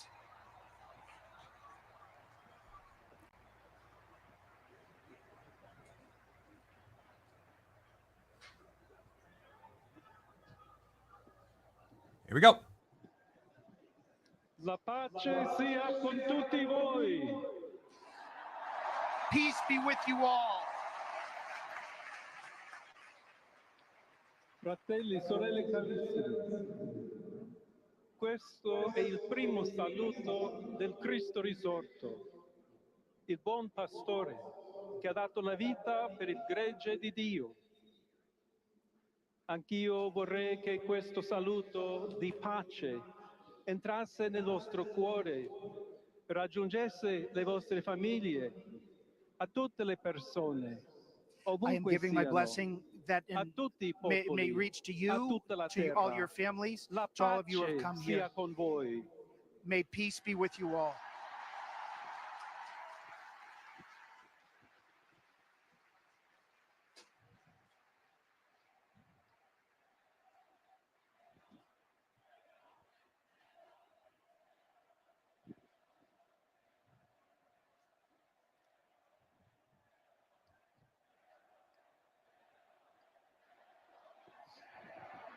He's being cheered on by the crowd. Questa è la pace di Cristo risorto. Una This is the pace peace of disarmata, Christ una pace risen from the dead. disarmante, umile e perseverante.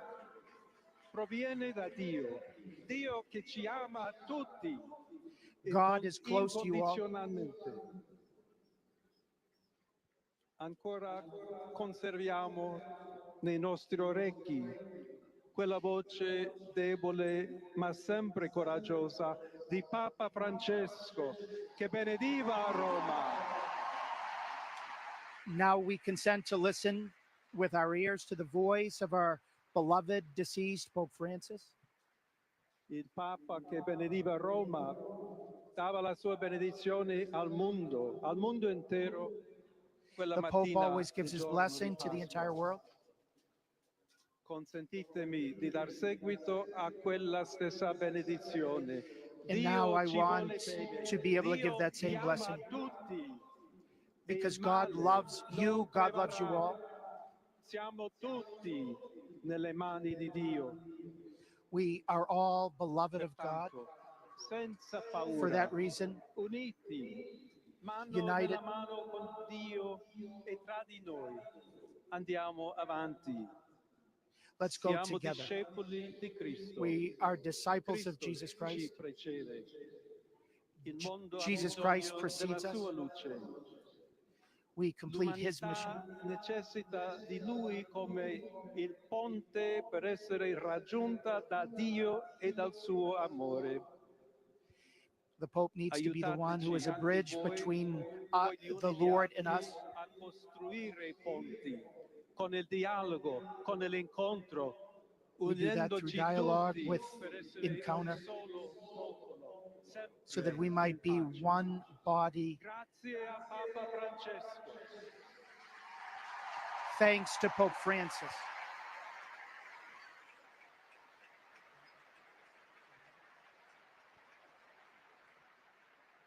Voglio ringraziare anche tutti i confratelli cardinali che I'd hanno like to thank all my brother scelto cardinals me per essere successore di Pietro e who camminare have chosen me to be insieme the a successor of voi St. Peter, come Chiesa unita, cercando sempre la pace, la giustizia, to cercando be someone who's sempre always looking for lavorare peace come and uomini justice, e donne fedeli a Gesù Cristo, senza to help paura, everybody per become more proclamare faithful to il the Lord Jesus, Vangelo, per essere missionari.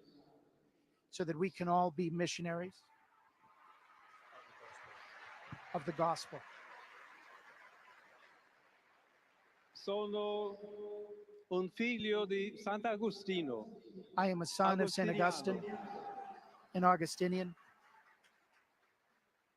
che ha detto: con voi sono cristiano e per voi but with all of vescovo. you I am a Christian. In questo senso possiamo tutti camminare insieme And in this verso sense, we all quella have to walk patria together to the true homeland la quale Dio ci ha preparato. and God prepared us Alla to go Chiesa to Bethlehem. di Roma un saluto speciale. To the Diocese of Rome, I give a special greeting. Dobbiamo cercare insieme come essere una Chiesa missionaria, una Chiesa che costruisce i ponti, il dialogo, sempre We have to aperta go a together as a ricevere, church that come together questa builds piazza con le bridges braccia aperte a tutti, with open arms tutti to coloro che everyone. hanno bisogno della nostra carità, la nostra presenza, il dialogo, l'amore. Just like this piazza of St. Peter embraces everyone in its arms,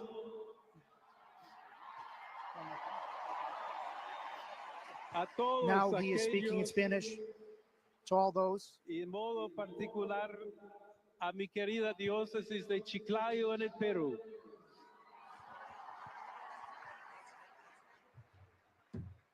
Donde un pueblo fiel ha acompañado a su obispo, ha compartido su fe y ha dado tanto, tanto para seguir siendo Where I've accompanied iglesia fiel de your Jesucristo. bishop, a church that has given so much, so much.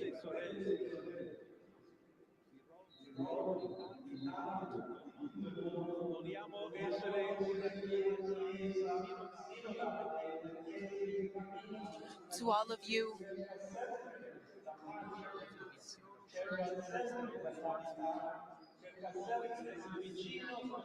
To be close, especially to those who are suffering.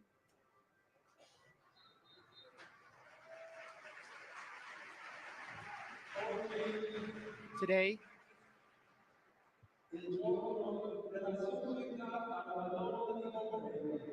is a day in which the whole church prays to Our Lady of Pompeii.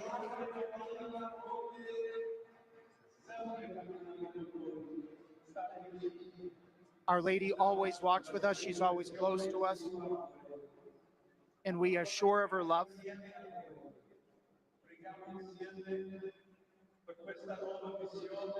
Let's pray together for this new mission that the entire church bring peace to the world. Let us ask for a special grace from Mary, our mother. And he's praying the Hail Mary in Italian. Hail Mary, full of grace, the Lord is with you. Blessed art thou among women, and blessed is the fruit of thy womb, Jesus. Holy Mary, Mother of God, pray for us sinners, now and at the hour of our death. Amen.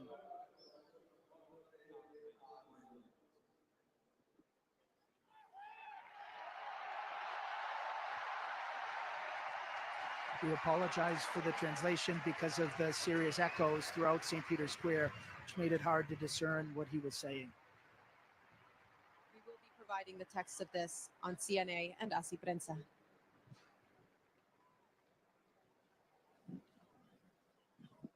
Latin formula to give us his first Urbi et Orbi blessing to the city and to the world.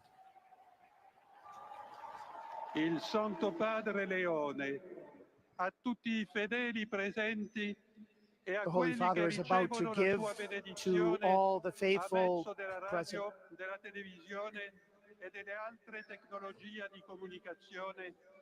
Concede and to all those through the plenaria means della of formula social stabilita dalla Chiesa. communications, the plenary Preghiamo Dio indulgence Onnipotente offered to all the perché people. conservi a lungo il Papa a guida della Chiesa e Let's conceda all pray pace e together unità alla Chiesa in that tutto il the mondo. Lord will preserve his new Petrine ministry as he seeks to bless the world.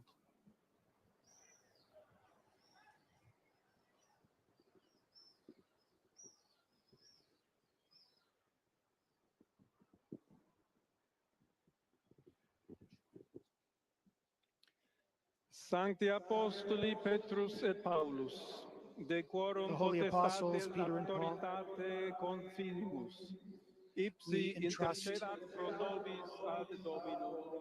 Amen. Precibus et veritis Beate Mariae semper Virginis, through the Beati intercession of Our Michaelis Lady, Arcangeli, Saint Michael the Beati Archangel, Ioannis Baptiste, et Saint John the Sanctorum Baptist, Apostolorum Petri et and Pauli all et and the holy apostles Sanctorum, Peter and Paul and all the saints. misereatur vestri omnipotens Deus, May they et always dimissis have omnibus mercy on peccatis you and vestris, all your dear ones, perducat vos Iesus Christus ad vitam aeternam. and may they lead us through Jesus Christ to eternal life.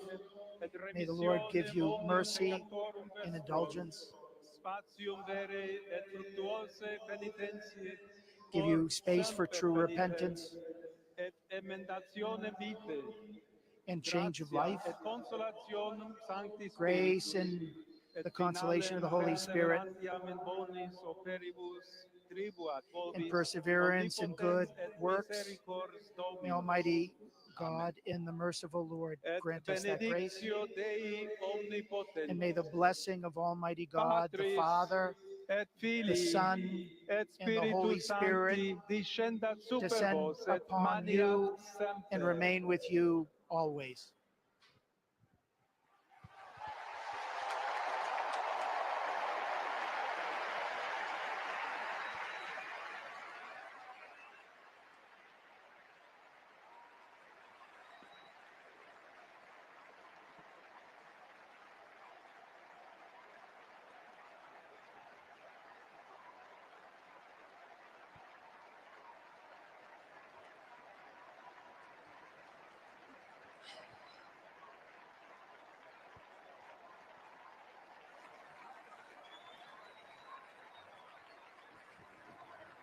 The moment that we'd all been waiting for, a bilingual papal blessing. Is that a first? It is a first, and it is surprising at the same time that he didn't speak in English. He spoke in Italian, he spoke in Spanish, and he spoke in Latin, but not in his native tongue. I think that was by choice so that Pope Leo XIV wouldn't simply be understood only as an American, but now as the Holy Father to the entire Catholic family, as the Swiss Guard Band is now playing the hymn of the Roman Pontiff. In very subtle ways, he is establishing himself here. We heard that in those different languages, he's also making a point about the universality of the church. He's recognizing the significance of the Southern Hemisphere, of the Western Hemisphere, in particular Latin America, where he has spent so much of his time and where the church is so large, so vibrant and growing. He spoke in Italian, which one would expect because he is now the Bishop of Rome and therefore head of the church, a successor of St. Peter. He spoke in Latin. It was beautifully delivered because he is a canonist, obviously well-schooled in Latin. And then we look again, as we suggested, at the visual cues. Pope Francis decided not to wear many of the things that we most associate the inauguration or the start of a papacy. I think of the stole. I think of the Mosetta. He embraced those very clearly. And then in the choice of name, Pope Francis had joked many times that his successor would be John the 24th. This Pope, Leo the 14th, is now staking out his own place in the history of the papacy. He is tying himself directly to the Pope who dealt most firstly with the challenges of modernity, of the changes in the world because of the industrial and technical revolutions that were taking place.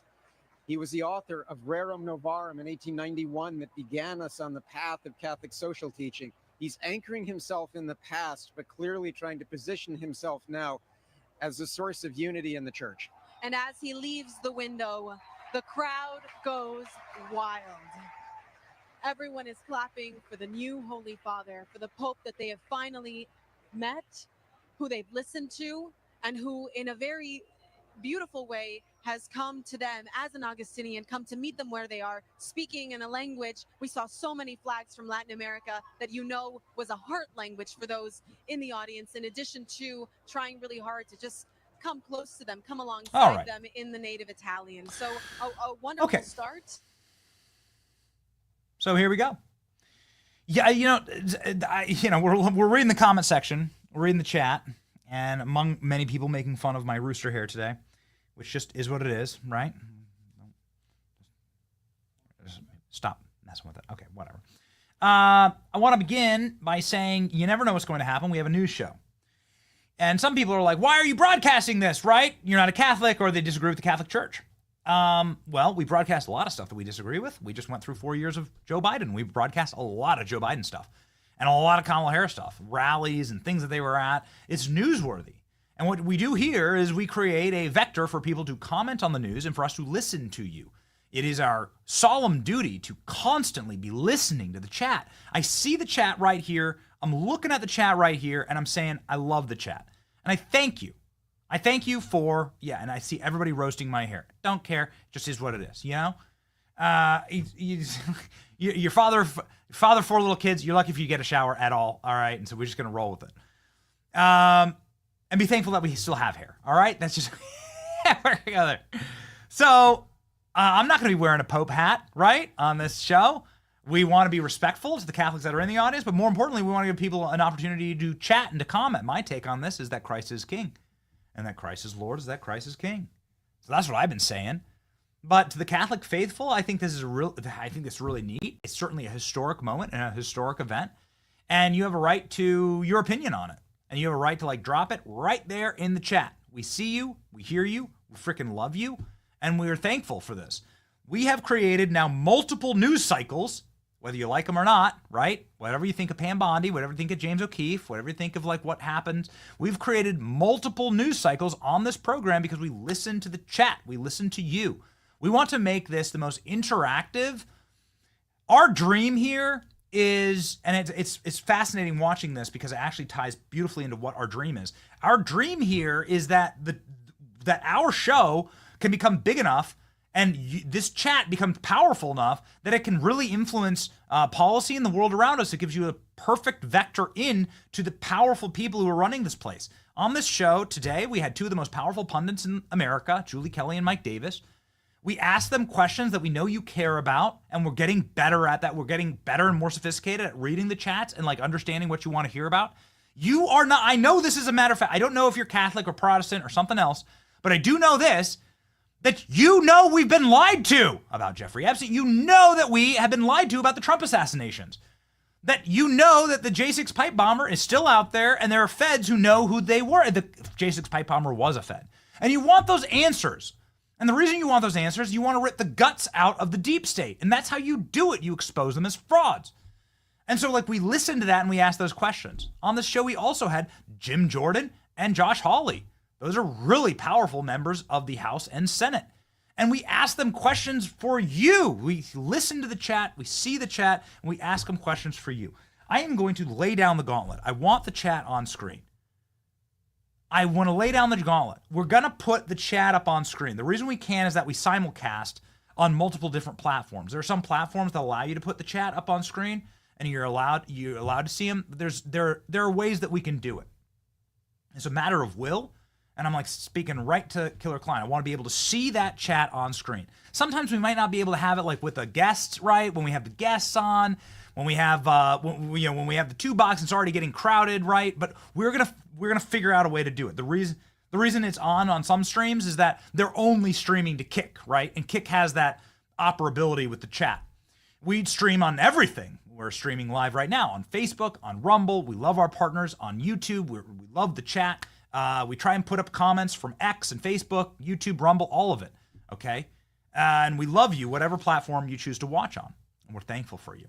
We do our very damnedest to listen to you and to be a vector for you.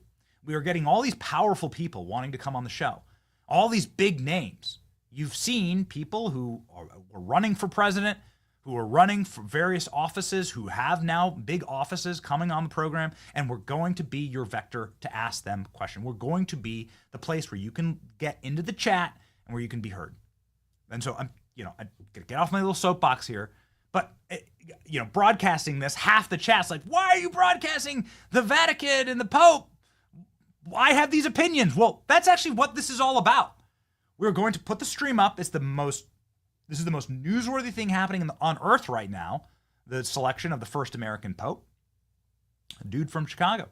We're going to put that up on screen. We're going to give you a chance to pop up and to say your piece.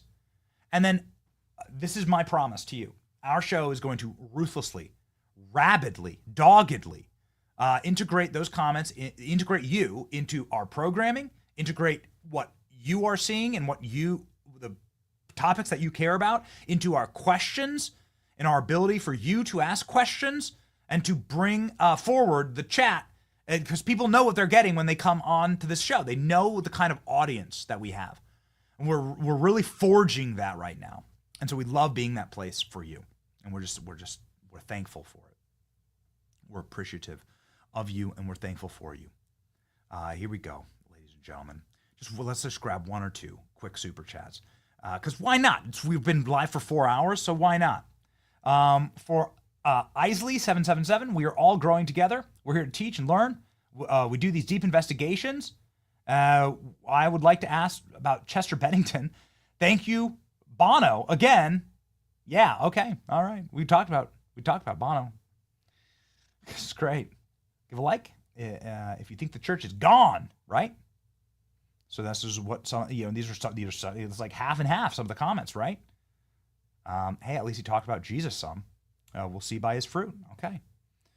I think it's very biblical to judge people by their fruit. Not very biblical. It is absolutely biblical. And so I guess we're going to have to wait and see. That's right. No one can be as bad as Francis. I'm hopeful. Give him a chance, says Missy. Yep, very true. This is very bad news for traditional Catholics and the faithful in China, says Bill S. All right. It's Bill S. Here we go. This guy is another Bolshevik Pope. They'll never learn anything. This sucks. So some people are very, very, very down bad on the Pope. And then some people are down good on the Pope, right? Up good on the Pope. Trump picked the Pope when he was there. You could say that Trump actually memed himself a Pope because Trump did the Pope memes and all those popes. Trump was like, give me an American Pope. And then they gave him an American Pope. They are probably trying to avoid tariffs on the Vatican, I think. Don't celebrate yet. He's from Chicago. And then as an American Catholic, this is so exciting, says Malibu Angel. Okay. And then Team 6 Watch says, da pipe. Da pipe, da pipe, da pipe. All right. Here we go. This is a good example, right? Right here. So Cream Mini Cooper says, can Charlie Kirk or Scott Pressler or somebody find a candidate to run against Tom Tillis, who is up for re-election in 26? Hell yeah. Hell yeah, we can. Primary Tom Tillis. And I love Julie Kelly. Great show, Benny. Thank you, Asa. And yeah, we will definitely be doing shows to gut Tom Tillis. Let's do it. Let's absolutely do it. Let's go one more here. Pipe bomber with the wingtip shoes and lift sneakers and sunglasses on, waved by cops. Sounds like, what it sounds like to me is an inside job. So that's what it sounds like to me, right? God bless and protect James O'Keefe. That's exactly right. All right. Here we go. Awesome love and energy, Benny, feeling God is with us all. So this is a nice little lead in to our verse of the day. And let's just be very clear here. No matter what denomination you are, Christ was not about denominations. Christ was not about denominations. Christ was about the salvation of Jesus Christ. He came down with a very, very simple set of rules and simple commands, and they can be read and interpreted freely by you. I encourage you to read the scriptures. We do it every single day on the program. And Christ is not about denominations. He's just not. You can't read that, and you can't read that into the New Testament. And so what I would say here is what's most important is that you declare that Christ is king, that you live your life about the tenets of the New Testament and Christ's teaching. And that's what we say on this program as simple Christians. That's all I am. I'm a simple Christian, right? I humbly read my Bible, and we do our best to provide truth and light and salt to people on this show.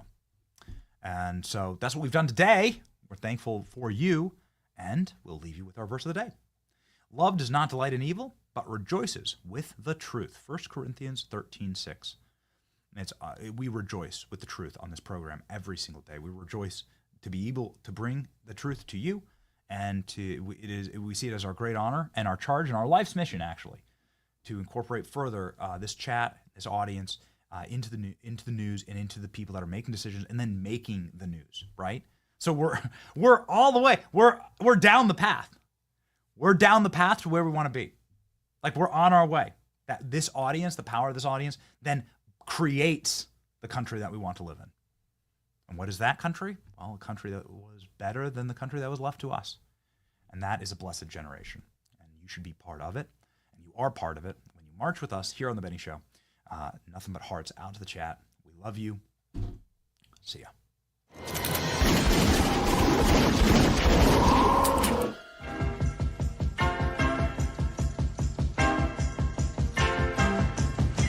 Beep, beep, bye, bye, fo, fo, bum. Looking mighty now, here she come. Devil with the blue dress on. She's the devil with the blue dress on. Lord have mercy. Not too skinny, she's not too fat. She's a real some singer, and I like her like that. Devil with. Hey y'all, shut the F up. It's Fat Leticia season. Counting money and signing mortgages like a boss. From rags to bags, I got enough to divorce my dad. I got tips for your skinny ass. First, don't live where you rule. Queens rule over filth, but they don't live in the filth they rule over. Second, accuse those of which you are guilty of. You don't get to be a fat Leticia rolling in the dough with your rolls of dough unless you sue Trump. You can't punch me below the belt. You can't even see my belt. Punch up, fat queen. I says to your prime minister, I says, mate, we've got a deal. You send us your fancy jammy dodgers and custard creams, the works. No tariffs, no faff. In return, we will continue throwing your tea into the harbor, but at least I won't release those tapes. Beautiful, innit? It's the Benny Show, where the truth gon' be. Faith and freedom on your TV screen. Stand up strong, battle through the night. The Benny Show's here, bringing liberty to light. From the speeches to debates, Benny sharp like a blade. Cutting through the lies, watch the truth cascade. With the warrior's heart, this man never fades. You know it's prime time when Benny invades. From saving the nation to stories untold, the Benny Show's a storm, see the truth unfold. Stay in the loop, let freedom take hold. Salting all the libs, soul never sold. It's the Benny Show, where the truth gon' be. Faith and freedom on your TV screen. Stand up strong, battle through the night. The Benny Show's here, bringing liberty to light. Liberty to light. Bringing liberty to light. Liberty to light. Bringing liberty to light. From the speeches to debates, Benny sharp like a blade. Cutting through the lies, watch the truth cascade. With the warrior's heart, this man never fades. You know it's prime time when Benny invades. From saving the nation to stories untold, the Benny Show's a storm, see the truth unfold. Stay in the loop, let freedom take hold. Salting all the libs, soul never sold. It's the Benny Show, where where the truth gon' be. Faith and freedom on your TV screen. Stand up strong, battle through the night. The Benny Show's here, bringing liberty to light. Bringing liberty to light. Bringing liberty to light. Bringing liberty to light. Bringing liberty to light.